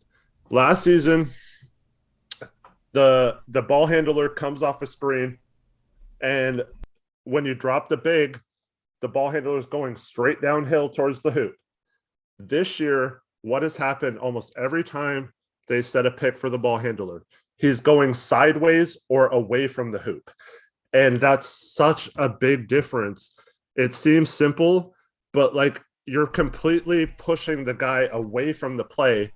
And when you do that, not only do you give your defender enough time to recover, but unless the offensive players make an insane play or a good pass, like Chris Paul did this a couple times where he's still elite enough of a passer to get a pass through a defense, even fading away from the basket or moving away from the roll guy. But for the most part, Nurk is having enough time to recover back to his guy after pushing the player who has the ball out of the play. And that's just great defense. And to have a player who can be agile enough to do that consistently at Nurk's size is just a great weapon to have. And then he's protecting the rim. There wasn't a lot of easy baskets at all for the Clippers tonight. And once again, how many times did we talk about how we give up a layup line or all these easy dunks or easy baskets in years past? So I think Nurk has been elite defensively this year so far, and people want to focus on his shooting or his finishing. But other than maybe some critiques of that, I don't think you can play too much better than Nurk has on the other end. Here's the thing that confuses me, Eric. Here's the thing that confuses me is going into this game, he was shooting 17 for 27 from 2. He then goes 6 for 13. So he's 23 for 40 from 2, right? Mm-hmm.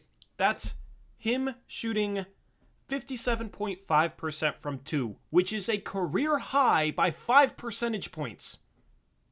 And we're talking about how he's finishing terribly? It doesn't make sense. I do not understand why people are so hard on this guy. People have become unfair to Yusuf Nurkic, which is crazy because everybody loved him when he got here from Denver back in 2016, 2017.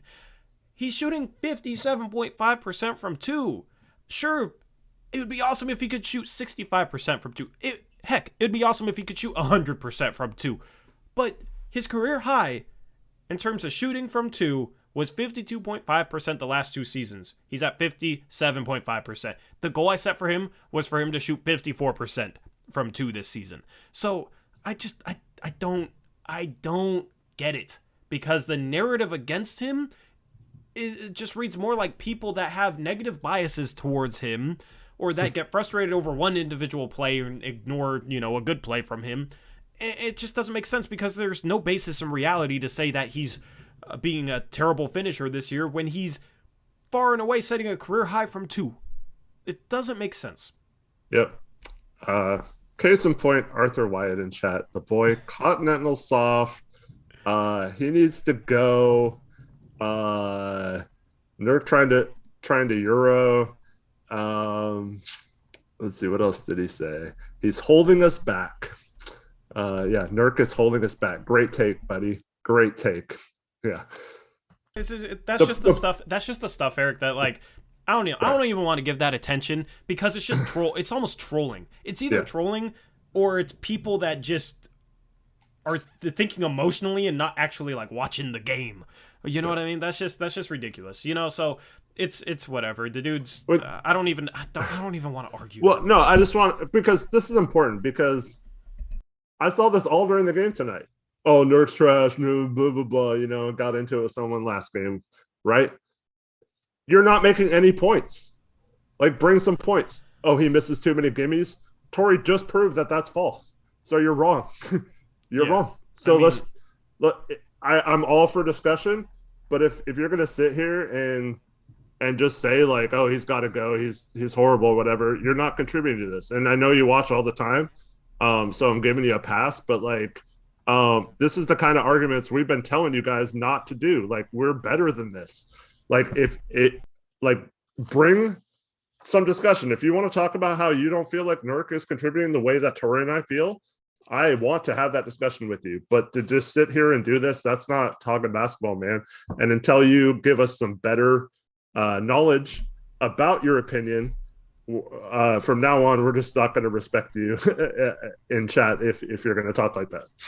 Yeah, I mean, we could have this conversation every stream because there's enough people out there that feel that way about Nurk, which is just sad to me. We always challenge our viewers.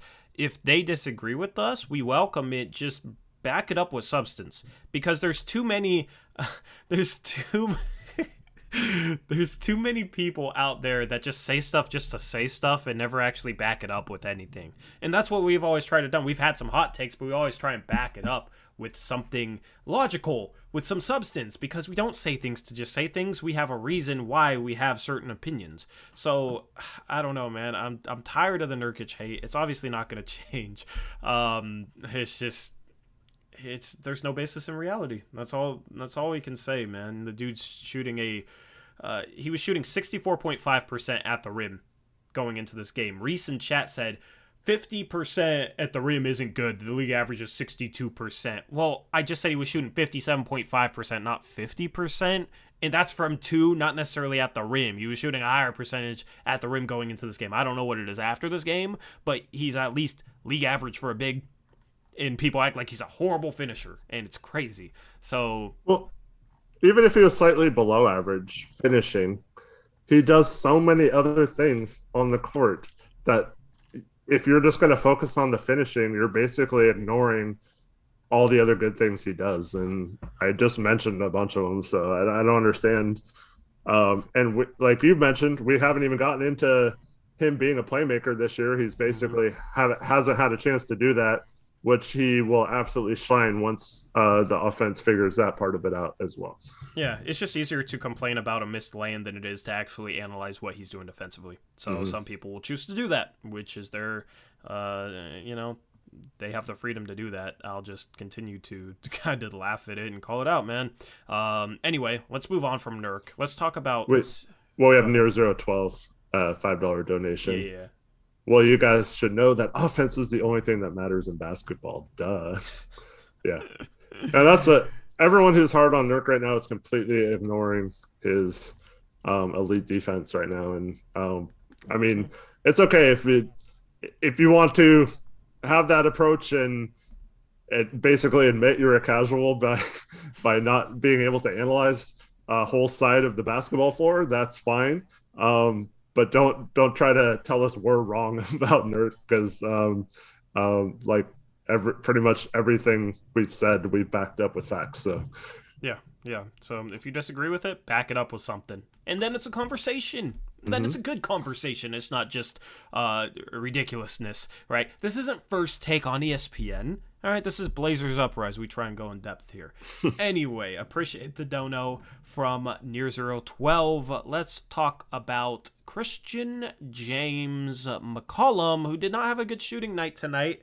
Offensively, it was a pretty rough game for him. 6 for 18 from the field, 2 for 7 from 3, only 1 assist.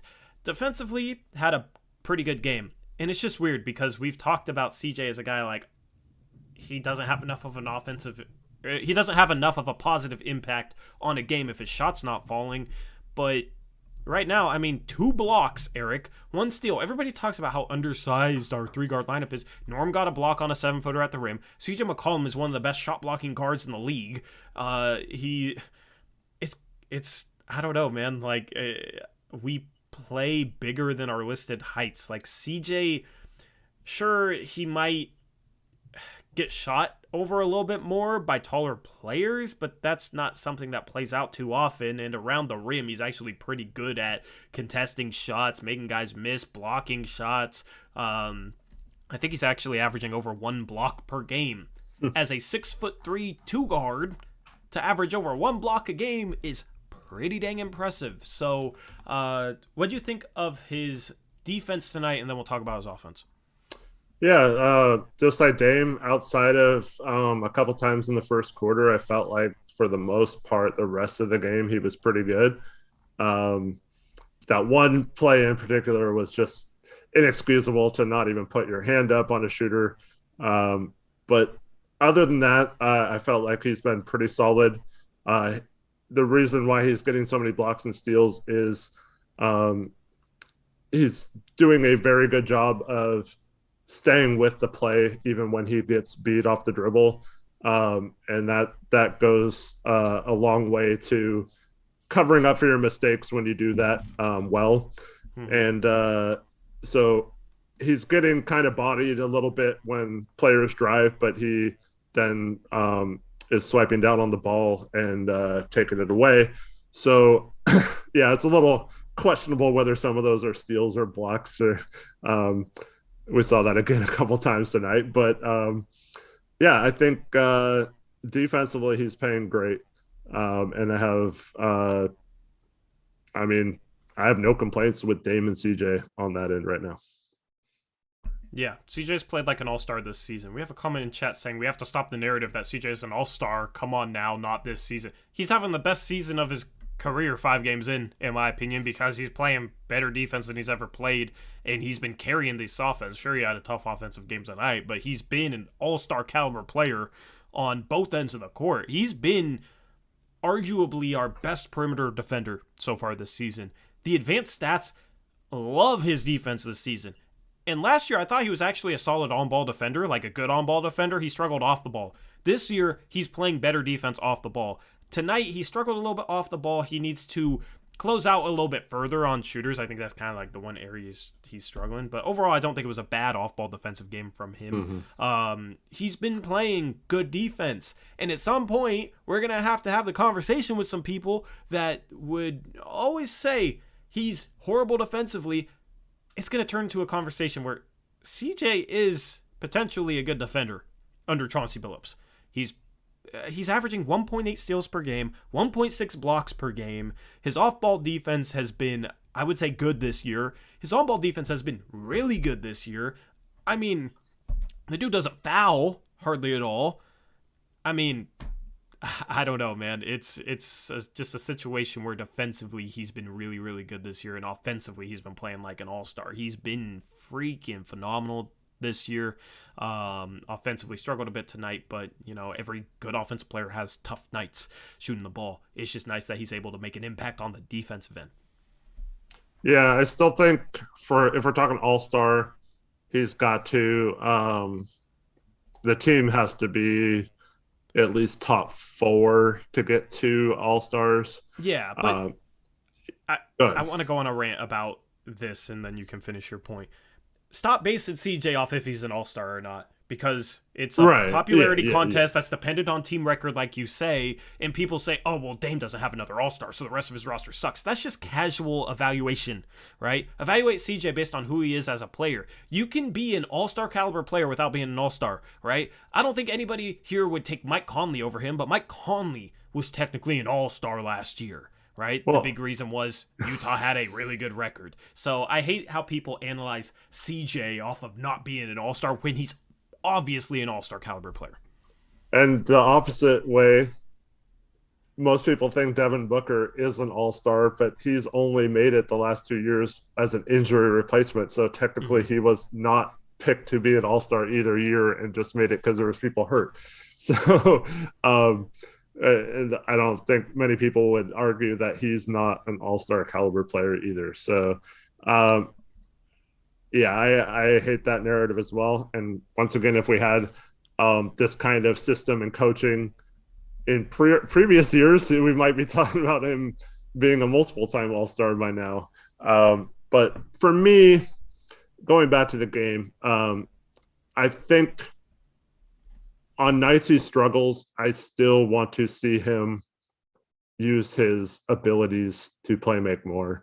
And until he does that, I feel like he still has a bit of a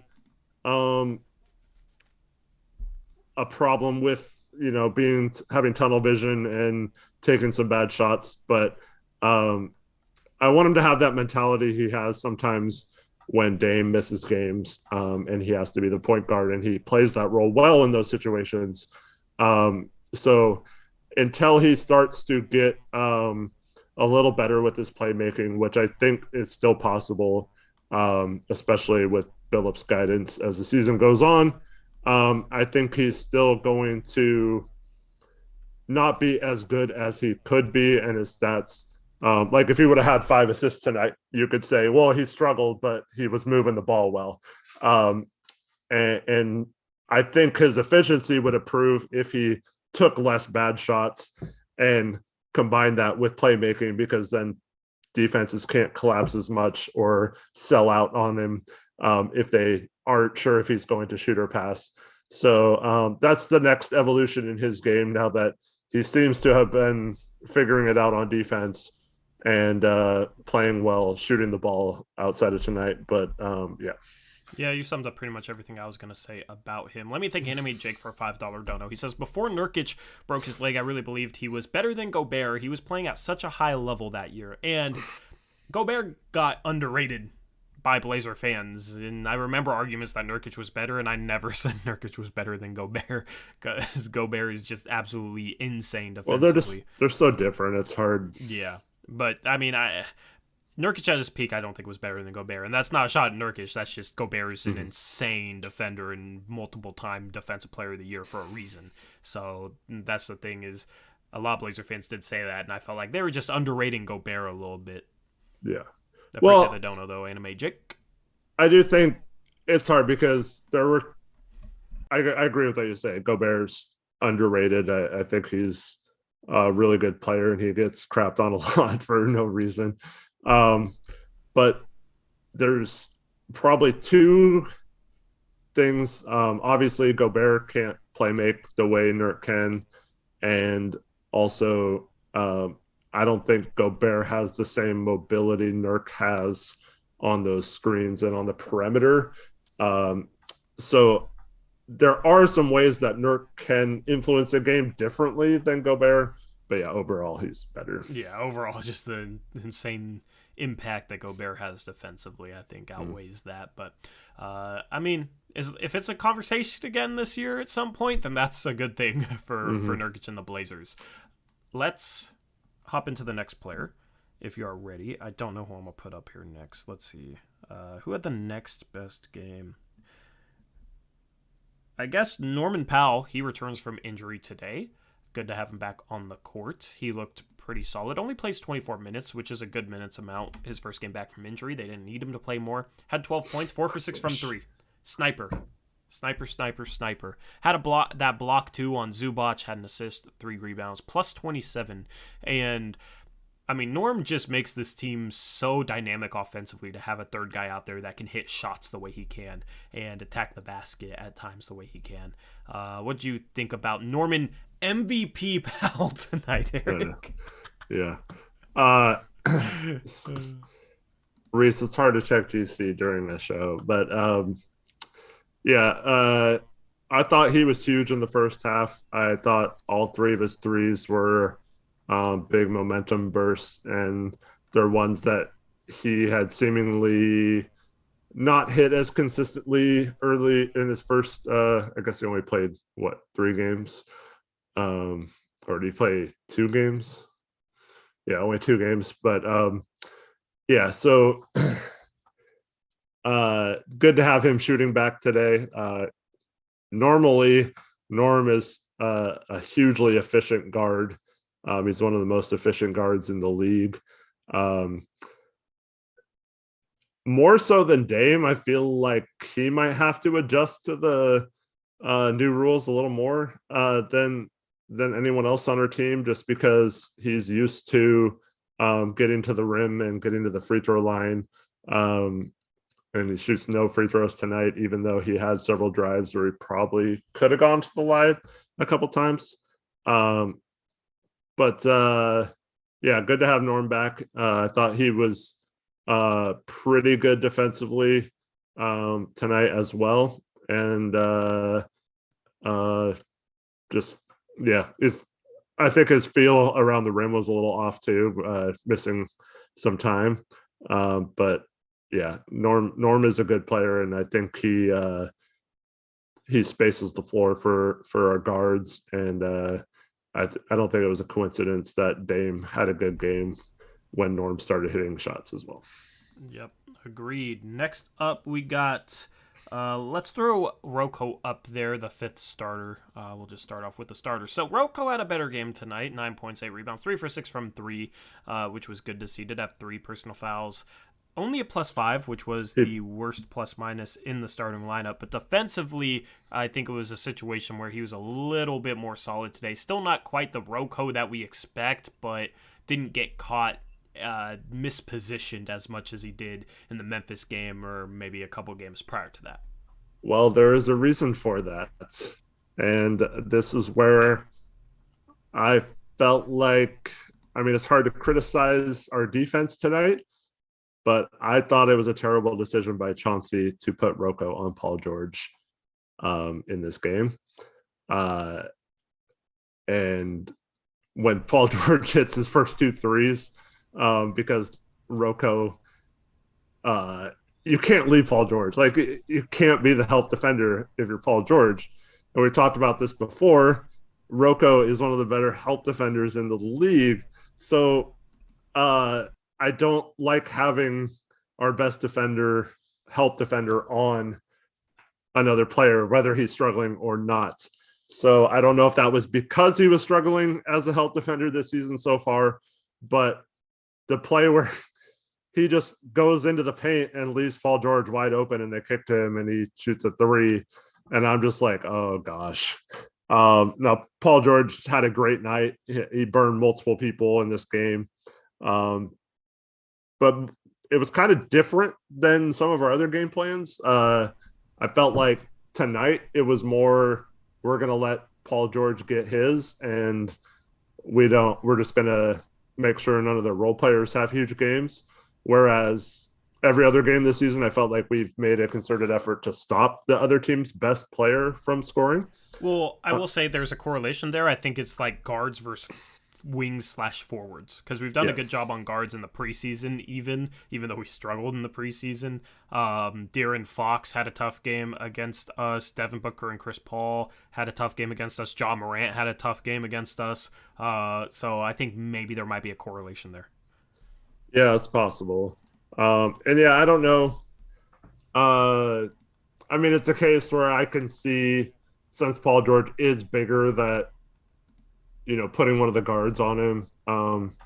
But I kind of wanted to see Powell on him a little more, because he's not going to break his habits not to help right now. So I just feel like putting him on their best player kind of puts Rocco in a bad position. And then, I don't know. Other than that, I mean, kind of sucks he hit his first 3 threes and then missed his last 3. But yeah, not as bad of a game as that had been. He had a couple of good rebounds as well in this one. So yeah, not too bad from Rocco. I wasn't as mad at him as I was previous games, but I still think we need to figure out how to use him better on the defensive end. Yeah, which is funny considering our defense has been good. Yeah, I don't mind using him on on Paul George. Paul George was likely going to have a good night tonight regardless. He's been playing some really good basketball. He struggled last game, but the 3 games before that had really good nights and losses, so it wasn't a situation where it'd crush you. And Paul George made some tough shots tonight. That hand one he had was extremely impressive, the one where he kind of flipped over his shoulder and barely hit net.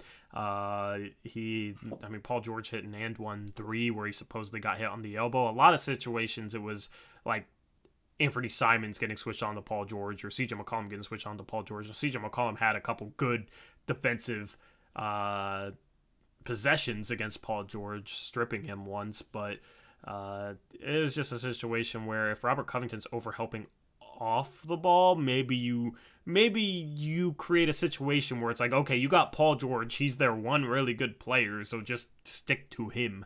And maybe that was a way Chauncey tried to kind of break that a little bit by giving Robert Covington an assignment that he had to pay more attention to. I don't know. Overall, Paul George had a great game tonight, but I don't think it was necessarily because of Robert Covington. Yeah. So, anyway, next player we got is going to be, let's toss I don't know who scored the next amount of points. Cody Zeller had 9 points, so we'll throw him up there. 9 points, 7 rebounds, 2 assists, a steal, a block, filling up the stat sheet in 20 minutes. Did have 4 fouls, shot 2 threes, which I missed the first 3. When did he shoot the first 3? Who are you talking about? Cody Zeller. There was one at the end of the shot clock, and then there was one he airballed late. I must have missed the end of the shot clock one. Did he hit rim on that at least? Yeah, he hit rim, but it wasn't close to going in. Yeah, his form is really good, but his shot doesn't really go in from the free throw line or the 3-point line. He's been a sub 70% free throw shooter, which is weird because his form looks like textbook. So I don't understand why that is. But overall, he just does the little things, man, and it's hard to explain until you see it, and I think Blazer fans are now seeing it, and the same Blazer fans that didn't really like the signing, didn't really care for it, are now enjoying them some Cody Zeller. So that's cool to see. Mm-hmm. Yeah, I thought, for the most part, Zeller just solid, man. He does his job. He had that one play where he had a block on one end and runs the floor and gets a layup on the other one, caught a tough pass and finished. It's just such a nice weapon to have a competent backup center like him off the bench. Yeah, agreed. And I want to see us maybe involve him in some stuff that I want to see us run for Nurkic, passing from the elbow, especially with the potential cutters he has on the bench unit with Simons, with Nasir Little, with Larry Nance. I would like to see us try and utilize his half-court playmaking a little bit more. So, next up, we got Nas. What did you think of Nas tonight? Obviously, he had a little bit struggle shooting the ball early on, but then hit 2 big threes in this game. One of them was huge when I think the Clippers had just hit 2 threes in a row and cut it to like 6 or something, and then he hits a 3 to get us back to a comfortable lead. So yeah, shooting the ball, not the greatest night from Nas. We talked about earlier, so I felt like he got fouled on a few of those takes. I like the aggressiveness that he showed in those takes and wanting to finish Paul George's career on a dunk. Yeah. Like I like that attitude. So keep that up. But other than him not finishing tonight very well, I've just felt like his energy and some of the rebounds he had really changed this game. And I just like that he's being aggressive. You'd love to see the 8 rebounds. That's a really good sign when he's getting rebounds, because they're usually in traffic and big plays when he does do that. Yep. That's the thing with how physical it was. Like, he has a missed field goal that should have been 2 free throws. You know what I mean? Like, it's hard to really be too hard on him when one of the plays was a definite foul on an aggressive take that should have been either a poster if he wasn't fouled or free throws. One of them was that end of the quarter, like, falling down shot that he had that almost worked, which would have been insane. I don't remember what a couple other of his misses were, but it was nice to see him shoot 2 for 3 from three. His shot is looking good. I think his shot looks a little bit flat. It wasn't a problem tonight, but if he starts struggling to hit threes, I would say maybe raise the arc a little bit because he is shooting the ball pretty flat. But if it works for him, it works for him. Just potentially something that if it starts struggling, he can improve on. Yep. So I'm ready for this. Eric. I accidentally clicked on a black screen. Larry, hashtag Rip City Till I Die, Nance Jr. Chris got crazy with the nicknames. Give him more minutes, though, all right? Give my guy, Larry Nance Jr., more freaking minutes. In 16 minutes, he's a plus 15. Eric? Why is he only playing 16 minutes a game when Robert Covington's playing 33? I do not understand. This is going to drive me crazy. This is the number one thing this is the only thing that I'm upset about with Chauncey is why is Larry Nance Jr. only playing 16 minutes a game? It doesn't make sense, especially after Wednesday, in which he had a really good game against the Grizzlies. He only ended up playing 15 minutes in that game. He was a plus 18. So in the last 31 minutes across two games, he's a plus 33. There's not a coincidence for that. He plays phenomenal defense. In 16 minutes, he had 10 boards. He also had a couple of assists. He had a great cut to the rim and a layup. I mean, give him more minutes, dude. I'm like starting to get mad, which I'm not supposed to be mad. We had a good win tonight. But free Larry Nance Jr. Yeah, it's kind of weird how little minutes. I guess we talked about Rocco matching Paul George tonight, minutes wise, or not completely, but for the most part, I think that was the reason why tonight. But if it's a trend, it's hard to say one matchup was the reason. But in this particular game, I felt like Rocco played more just because Chauncey wanted him to guard Paul George versus having Nance having to do it. There's two things though. Like Larry Nance Jr. is just as good of a defender as him, so I don't know why that would be the case. And also you can play Rocco at the 3 and Nance at the 4 together. And Chauncey hasn't done that at all. Yeah. We did see Nance a little bit tonight as the center. But yeah. Trevin makes a funny comment. He said, Torrey's biggest issue this year is the backup power forward not playing enough. Man, how times have changed. That's the complete opposite as last year. That's hilarious. I mean, that's why I was so happy to pick him up. And, like, we got outscored with Melo on the court last year. Like, Melo, even if he had a good offensive night, he was rough defensively and normally would take a lot of shots to get his points. And overall, like, he was efficient from 3, but shot 70% of his shots from 2 where he wasn't efficient. Like, now you have a guy that does the little things, makes the right decisions, plays defense, rebounds at an extremely high level for a backup 4, can pass. Play him more minutes, man. I don't understand because Rocco hasn't been playing better than him. They should each be playing 24 minutes apiece if you're only going to play them at the 4. But you can also play Rocco at some 3. Like, Nasir Little plays 24 minutes at the backup 3. Norman Powell played 24 minutes as a starting 3, so those are the only 2 players that played some small forward tonight.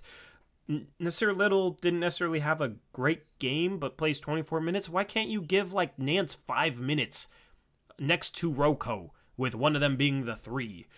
And then Nance is getting 21 minutes. I just don't understand because when he's been in the game, we've been a really, really good basketball team. No matter who's on the floor. It doesn't matter if Dame's in the game. It doesn't matter if Dame's out the game. It doesn't matter if CJ's in the game. It doesn't matter if he's out the game. Like, Larry Nance Jr. makes an impact on the offensive end. He makes the right cuts. He requires defensive attention on cuts. His playmaking has gone underutilized.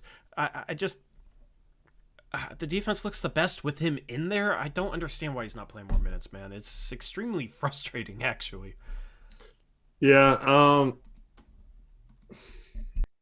The only thing I can think of is he's the kind of guy who doesn't necessarily stand out during a game, and then you look at his impact after the game.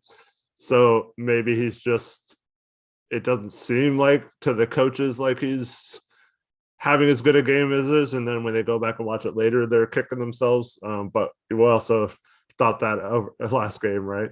But then it's also, to see maybe play at the end, the last 4 minutes when, and then he's at 20 minutes. I agree with you. It should be near 24 minutes, but yeah, I don't know. Maybe they're saving him right now. I don't know. He has been a little bit injury prone, so maybe, but.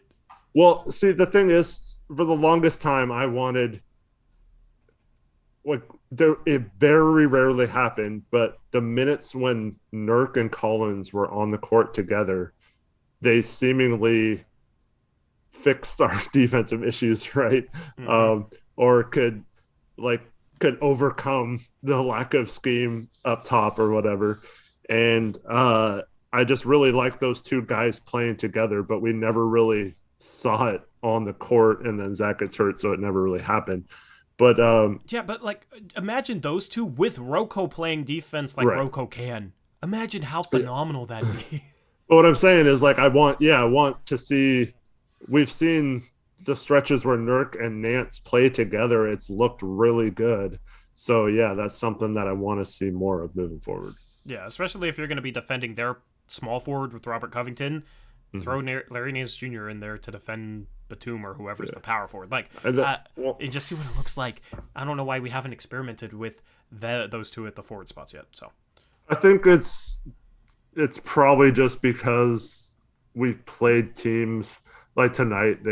They basically start, two guards and two small forwards and one center.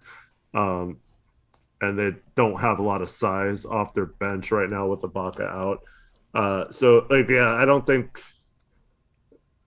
it's necessarily a case of them not wanting to give Nance minutes. I think it's just the matchup so far haven't dictated that. But I still feel like they should give him a chance to prove that he's not a capable perimeter defender, because I think he is more than adequate out there. Why can't we dictate the matchups, though?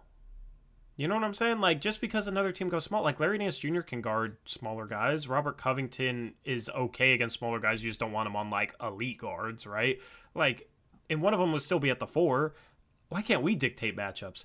Yeah. I feel like it's a situation where we could make teams have to adjust to us if we have Nance, Rocco, and Nurkic in the game, because defensively that's going to be a phenomenal lineup. Offensively, Larry Nance Jr. can pass. Yusuf Nurkic can pass. Nurkic has kind of struggled from 3, but he's shown flashes of being able to shoot, and Nance and Rocco can both shoot. So, that's a situation where teams should have to adjust to us. Both those guys are phenomenal off the ball. Lots of length in there. I mean, on the offensive boards, we should be able to get a lot of offensive rebounds. I don't know. I get that maybe that's why they haven't. It's just a situation where, that doesn't mean that we can't or shouldn't. We can make teams match up with us by playing those two guys next to Nurkic or Zeller, in my opinion. So hopefully it's something they try soon. Yep. Alrighty. A little bit of it might just be the blowout situation. Yeah, that's also true. But I mean, he wasn't going to end the game if it was close. Yeah. Rocco was going to play at 35, 36 minutes. So it just doesn't make much sense to me. Mm-hmm. Anyway, last player we're going to talk about is Anthony Simons, who has been playing great and then struggled today, but had 4 assists and no turnovers. So made some plays for others, which is nice to see when his shot wasn't falling. 2 for 11, 1 for 7 from 3. I think he shot a lot of good shots tonight, Eric, and a lot of his shots were in and out tonight. So you look at the efficiency, and it was not a good shooting night. It wasn't anything I have a problem with in terms of shot selection or, a situation where he was airballing or just completely off. It was just a situation where sometimes you get good shots and they go in and out for a night, and it happens in the league. And for a guy as talented as him, I want him to keep shooting good shots. My guy, man, the minute I start saying he's automatic from wide open threes, he missed 3 of them tonight. Eric, don't jinx things, because you said that. You also said last night that the Hawks were easy money against the Wizards, and the Wizards beat them by 10. So yeah. You're a jinxer, man. Yeah, well, I tried to throw a bone to my guy Krish, but he messed up his other picks.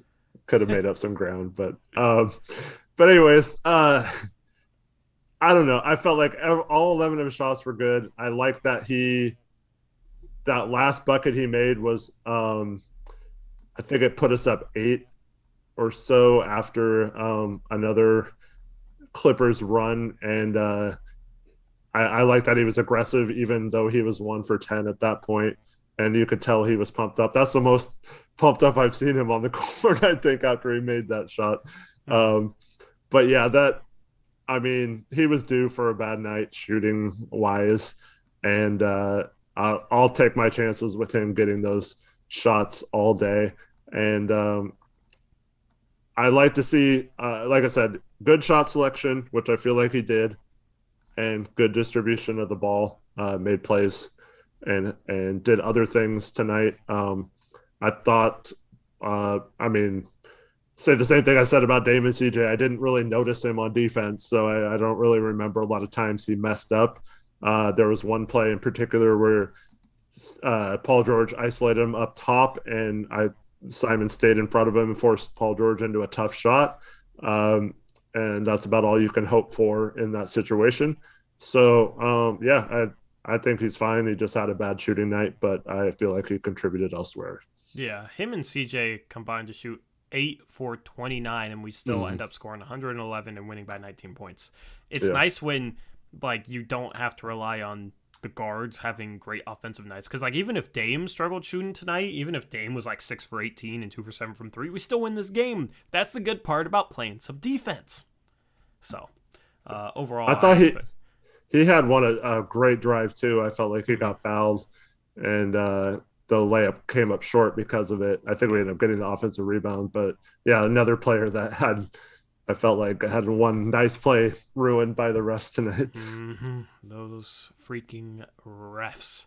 Anyway, that concludes the player slides. Let's head around the NBA. That's not the right slide. Let me put in the right stuff into around the NBA. You had 7 games tonight. Some interesting Western Conference games as well that I want to get to. Here we go. Sorry, I thought I updated this. Let me do this and do this and click. You can probably hear it on the stream.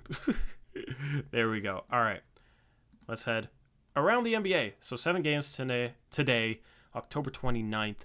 You have the Raptors beating the Magic by 1. You had a matchup between the 4th and 5th overall picks, Scotty Barnes and Jalen Suggs. Jalen Suggs was predicted to go to Toronto, and they surprised everybody and took Scotty Barnes.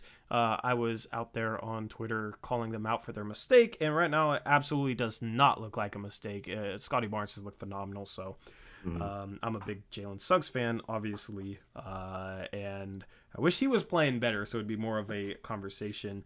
Jalen Suggs tonight, 6 for 14. Finally hit some shots, though, Eric. He had a solid game. He had 21 points, 4 assists, was 4 for 8 from 3, so happy for him to finally have a good game. Mo Bamba's been killing it for the Magic. He had 14 points, 18 rebounds, 5 assists. Finally got Vucevic out of his way. But they end up falling to the Raptors, who had 21 points from Scotty Barnes. So both Barnes and Suggs had 21 apiece. Barnes was 9 for 14. Do you think he's been their best player this year, Eric? Because I think you might be able to make that case. Yeah, I think that's pretty logical. Yeah. Van Vliet has been okay.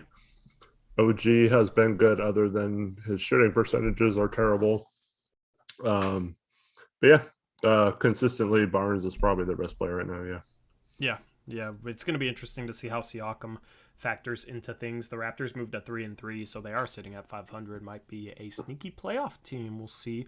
Another rookie playing well for them, Delano Banton, had 10 points, 5 rebounds, 2 assists, 4 for 6 from the field off their bench. So a pretty good draft it's looking like for Masai Ujiri and the Toronto Raptors.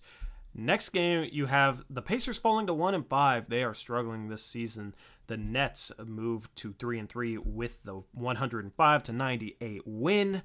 For the Nets, they have James Harden finally have a good game, and James Harden, Eric, 19 free throws. Finally got some free throws. So congratulations, James Harden. 19 free throws. He hasn't been able to buy a foul call.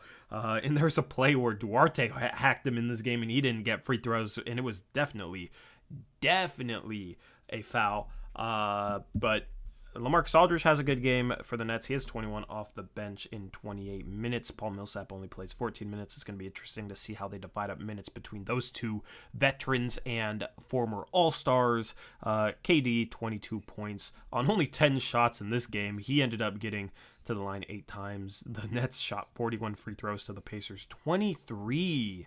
The Pacers had an impressive performance from a guy you would not expect off the bench. It'll be in the notable performances slide. I'm going to leave that as a teaser. Miles Turner, single digits. Justin Holiday, another starter, only in single digits. TJ McConnell in single digits. So they're just not getting enough scoring outside of Sabonis and Duarte right now. Any thoughts on this game?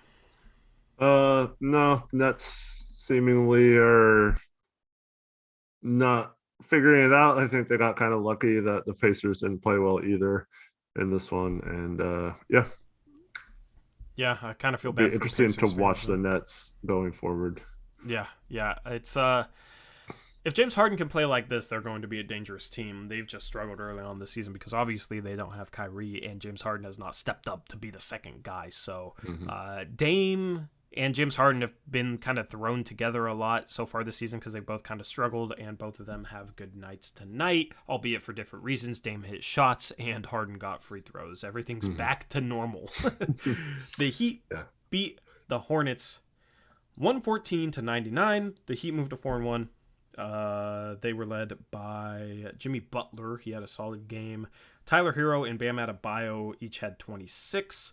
The Hornets had 22 for Miles Bridges. He's having a bit of a breakout season. Gordon Hayward had 23. LaMelo Ball struggled 2 for 14 from the field. Eric 0 for 5 from 3. I think that's the LaMelo Ball that me and you were expecting when we were kind of down on him in the draft. He started off the season hot, but has had a couple bad games. Yeah, and the Heat, I think, are by far the number one defense, and I expect that to continue as long as they are healthy. But the Hornets, I think, came into this game either at the top in terms of offensive rating or near the top. And so to hold them under 100 points is impressive. And hopefully we can do the same on Sunday. Yep. It's funny because the Hornets had the Martin twins, Cody and Caleb Martin. They cut Caleb Martin. He ended up on the Heat. He didn't end up playing tonight. Cody Martin is still on the Hornets, and he is having a little bit of a breakout season. He had 15 points in this game in 29 minutes. He's having a solid season so far off the bench for the Hornets. So he's the better twin. I think that debate has been settled. The Kings beat the Pelicans. The Pelicans continue to struggle. The Kings are now 3-2. Pelicans 1-5. The Kings coming off a Harrison Barnes buzzer beater. Barnes tonight, 18 points, 12 rebounds in 37 minutes. Fox and Rashawn Holmes each had above 20-point outings, but Hield had 20 points. So those are kind of the 4 guys that make things go, along with Tyrese Halliburton, who had 17 points tonight. They're not the deepest team, but they do have some interesting players, some solid talent with Fox, Halliburton, Hield, Holmes, and Barnes. The Kings are going to be a team. It's going to be interesting to see if they can continue the play they've had early on this season, because they've looked impressive even in the couple of losses that they have. That's a team that's a sneaky play-in team and could do some damage in a play-in tournament and make the playoffs, in my opinion. So the Pelicans, on the other hand, are waiting for Zion to come back. Herb Jones, the rookie. I like talking about rookies because it's a loaded draft class. He continues to start. Been a phenomenal defender for them. Was 5 for 8 from the field, 12 points today for the second-round rookie. Brandon Ingram, 9 for 22. Hasn't had the best season. He did have 6 assists, though. Valanciunas, 24 points, 13 rebounds for them. They just are playing guys off the bench, who maybe might not be ready to contribute for a winning team. Yeah, I agree. You got the Mavericks getting blown out. The Jason Kidd effect. They're in Dallas. They lose by 31 to the Denver Nuggets, 106-75. This is the second plus 30-point blowout that they've had so far this season. Luka Doncic, 5 for 18. He got in. I don't know why he only played 26 minutes. I was probably because of a blowout. I was assuming it was foul trouble, but yeah, he was a minus 32 tonight in his 26 minutes. So it seems like the Mavericks go how Luka Doncic goes. If he has a bad night, they are a very bad team. It seems like. So what are your thoughts on them? Their early season, they're 3-2, but haven't had the toughest of competition. Yeah, I think this says more about Denver not wanting wish injuries on people. It was nice that Jokic was able to play in this one. But Denver's looked pretty good when Jokic is out there. And I think, Luka can cover a lot of holes. Unfortunately, Porzingis is hurt right now for them, so that's been a factor as well, especially against a tough team. They need Porzingis, and they need him to play well to win games, in my opinion, against good teams. So to not have him and then Luka struggles, it's pretty much lights out for the Mavericks because they don't have the best of rosters, in my opinion. And obviously their coaching hire will be questioned for a long time if it does not work out for them. Yeah. Yeah. I thought you were going to say their coaching hire obviously is not as good as ours. Thank goodness we didn't get Jason Kidd. But they lost 113-87 on opening night to the Hawks. Their 3 wins are against the Raptors, Rockets, and Spurs. So they haven't faced tough competition yet. They're sitting at 3-2, but it's not an impressive 3-2. While we're on the topic, Caleb Pendergraph with a $2 donation says, "So glad the Blazers didn't hire Kidd." Yeah, so glad that did not happen. Appreciate the $2 dono. Caleb Pendergraph, 6th game was ours. The one game that wrapped up after Blazers Clippers was the Lakers beating the Cavaliers, which sucks because the Cavaliers were winning late in the third quarter. The last time I checked the score, it was 85-79 late in the third. So the Lakers came back and beat the Cavs, who have looked pretty impressive by their standards early on in this season. The Cavs, just let's talk about the losing team. Since I love talking about rookies, Evan Mobley, 23 points, 6 rebounds, 3 assists. Eric, 10 for 16 from the field, 2 steals, been a phenomenal defender. I think at this point, if you had to make an all-defensive team, he would at least be second-team all-defense as a rookie. He's in the running for Rookie of the Year right now. Your guys looked impressive for Cleveland, even though he might be playing out of position at the 4. Yeah, I actually don't mind him playing at the 4, especially until he puts on some weight.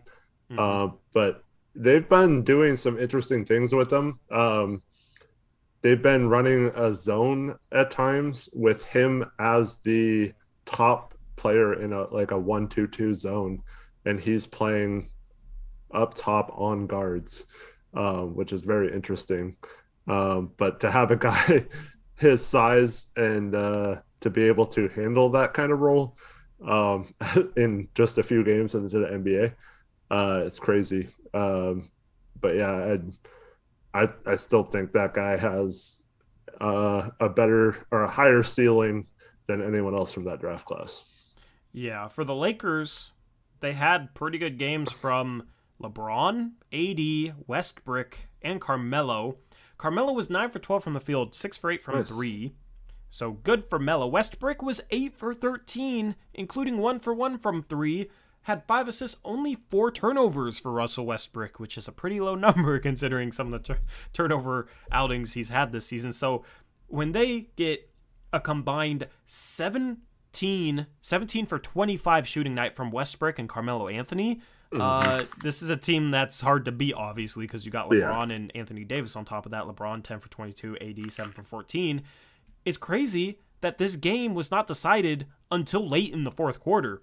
The Lakers went in leading 88-85 going into the fourth quarter, shut down the Cavs. The Cavs only scored 16 in the final period, but this was a game in which LeBron had to play 38 minutes. So despite the great performances from Westbrook and Carmelo Anthony, they still struggled to easily take care of a Cleveland Cavaliers team. I don't know if I'm reading into this too much, but I don't know. This seemed like about as good of a night as the Lakers could expect, and you would expect them to blow out the Cavs with their quote-unquote Big Four doing that.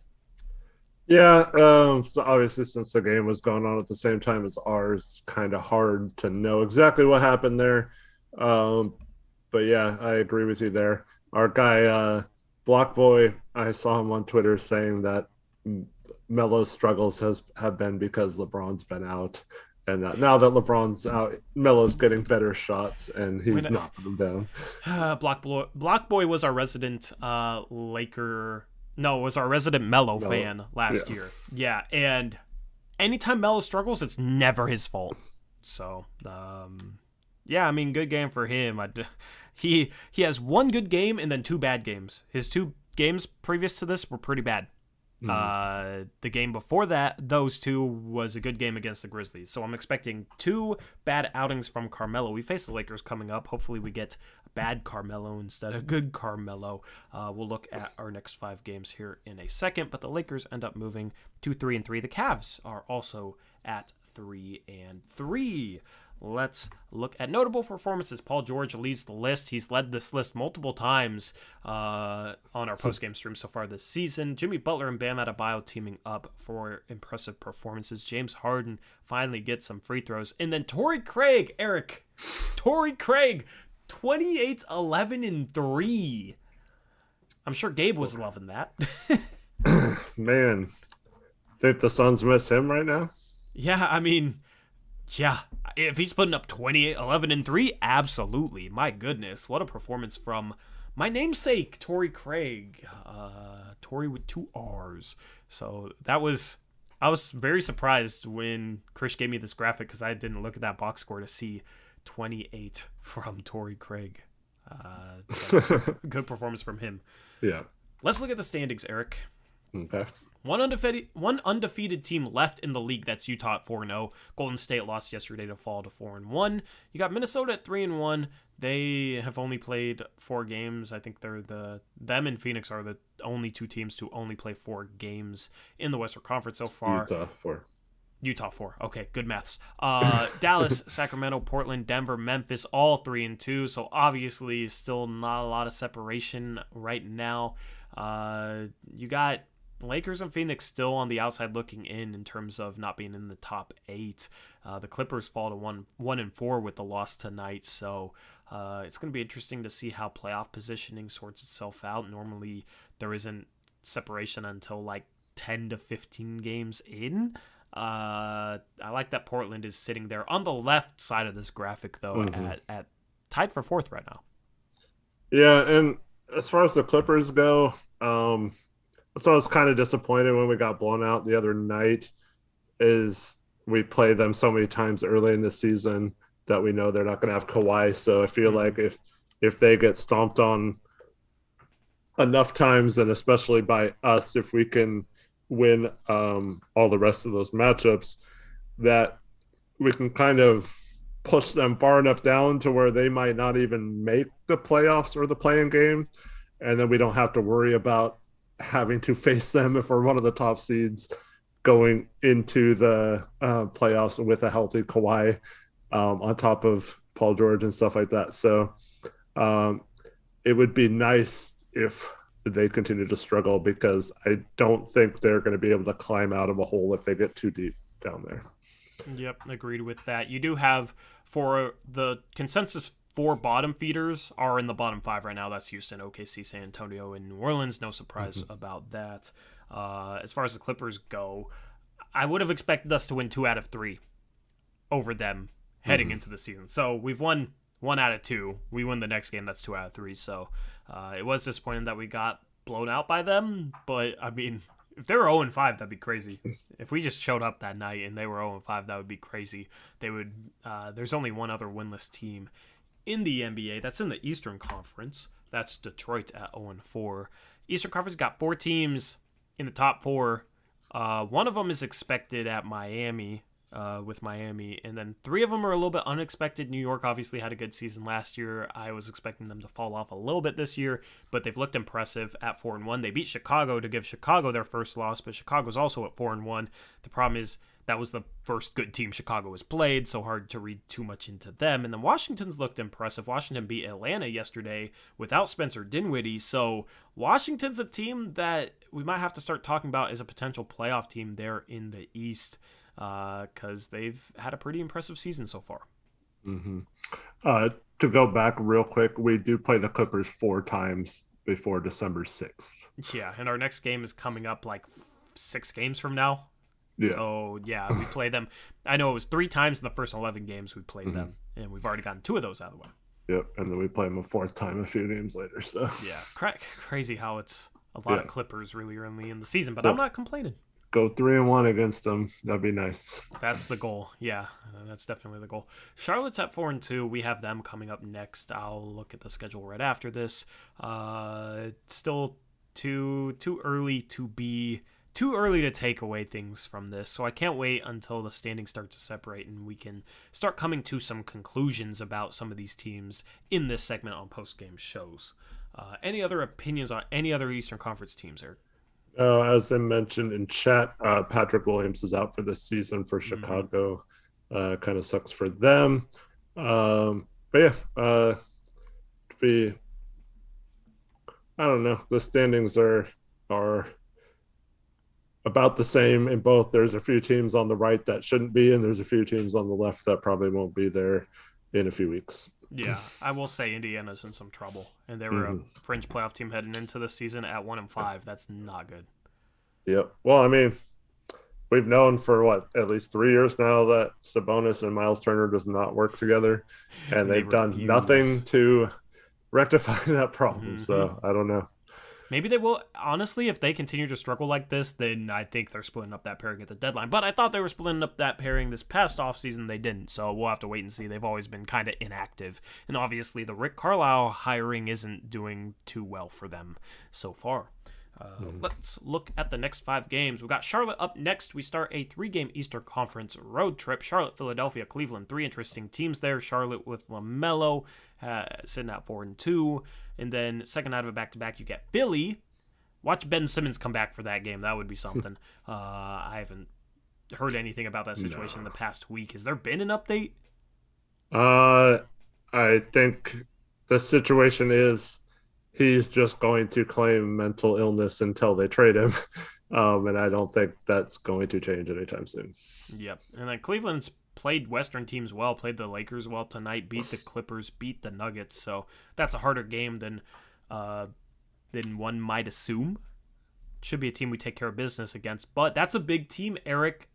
If we're going to see more Larry Nance Jr., maybe against his old team in his old city, against a Cleveland Cavaliers team that starts Lauri Markkanen at the 3. So a 6'3" Norman Powell versus a 7-foot Lauri Markkanen, that's going to be an interesting team to play, given the fact that they start like 3 7-footers. Yeah. If you remember back on Media Day, Larry Nance knew the exact 2 dates we played the Cavs this year, so I'm sure he's looking forward to it. He'll be amped up for that game, so hopefully he gets more playing time because he deserves it. Next game after that is a struggling Indiana Pacers team. We'll see if they can kind of turn things around by the time they face us on November 5th. Roots reports. Yeah, and then I forgot to update the date for the Los Angeles Lakers game. That is the second night of a back-to-back on November 6th. Roots Sport. Yeah, see, I need Chris to make this graphic because this is like the one graphic that I'm making. Obviously, when I'm making it during the stream, you see the mistakes. See, that's why I got Chris. That's why I need Chris. So I'm gonna have Chris start updating these for me. That game against the Lakers will be on NBA TV. Yeah, it's actually at 7:30. So there you go. As far as the Hornets game, Eric, are you going to be here for that stream? I will be able to watch some to most of the game, and I'll probably miss the first half of the post-game show. Yeah, and Chris won't be making graphics for that stream either, so it might be a throwback to season 1 when at the start of season 1 I would occasionally do solo post-game shows with absolutely no graphics. I'll throw the score up there, but overall that's going to be no Eric stream and no Chris stream. It's just going to be me, so hopefully you guys still enjoy that post-game stream. For the record, it's because it's right in the middle of trick-or-treating time with the family, so that's why. Unfortunately we got a Halloween game. Not something I can skip for. We got a Halloween game, and then we face the Lakers at 7:30 p.m. on New Year's Eve. Yeah. So we'll see. That's not good. At least it's no Christmas Day game, because I don't know if we would do a post game show if it was a Christmas Day game. But we should be able to do all 82 this year. Should just be me on Sunday, though. So anyway, anything else you want to say for this game, Eric? Yeah, to pay off a question you had from earlier, so I did research during the stream. There were 4 teams last year that had a borderline top 5 defense and offense. Mm-hmm. The Clippers were one of them. They were first in offense, offensive rating, and 10th in defense. So I don't know how close that is for you, but they made the Western Conference Finals. Yeah. We have Utah second in offense, 4th in defense, and they lost to the Clippers in the second round, but were the number 1 seed. And then you have Phoenix 6th in offense, 7th in defense, so right on that kind of verge you were talking about. And they made the finals. And the 4th team is the team that won the championship, Milwaukee, 7th in offense, 6th in defense. So the 4 teams that had a top 10 in both last year, 3 of them were conference finalists, and the other one lost to one of the conference finalists in the second round. Yeah. So that's the benchmark of a contender, is being able to be top 10 in both. Right now, we're looking like a team that could potentially be top 10 in both. So obviously we need to see it over the rest of the regular season, but it's a pretty good start considering the tough early schedule and some of the growing pains that we were expecting.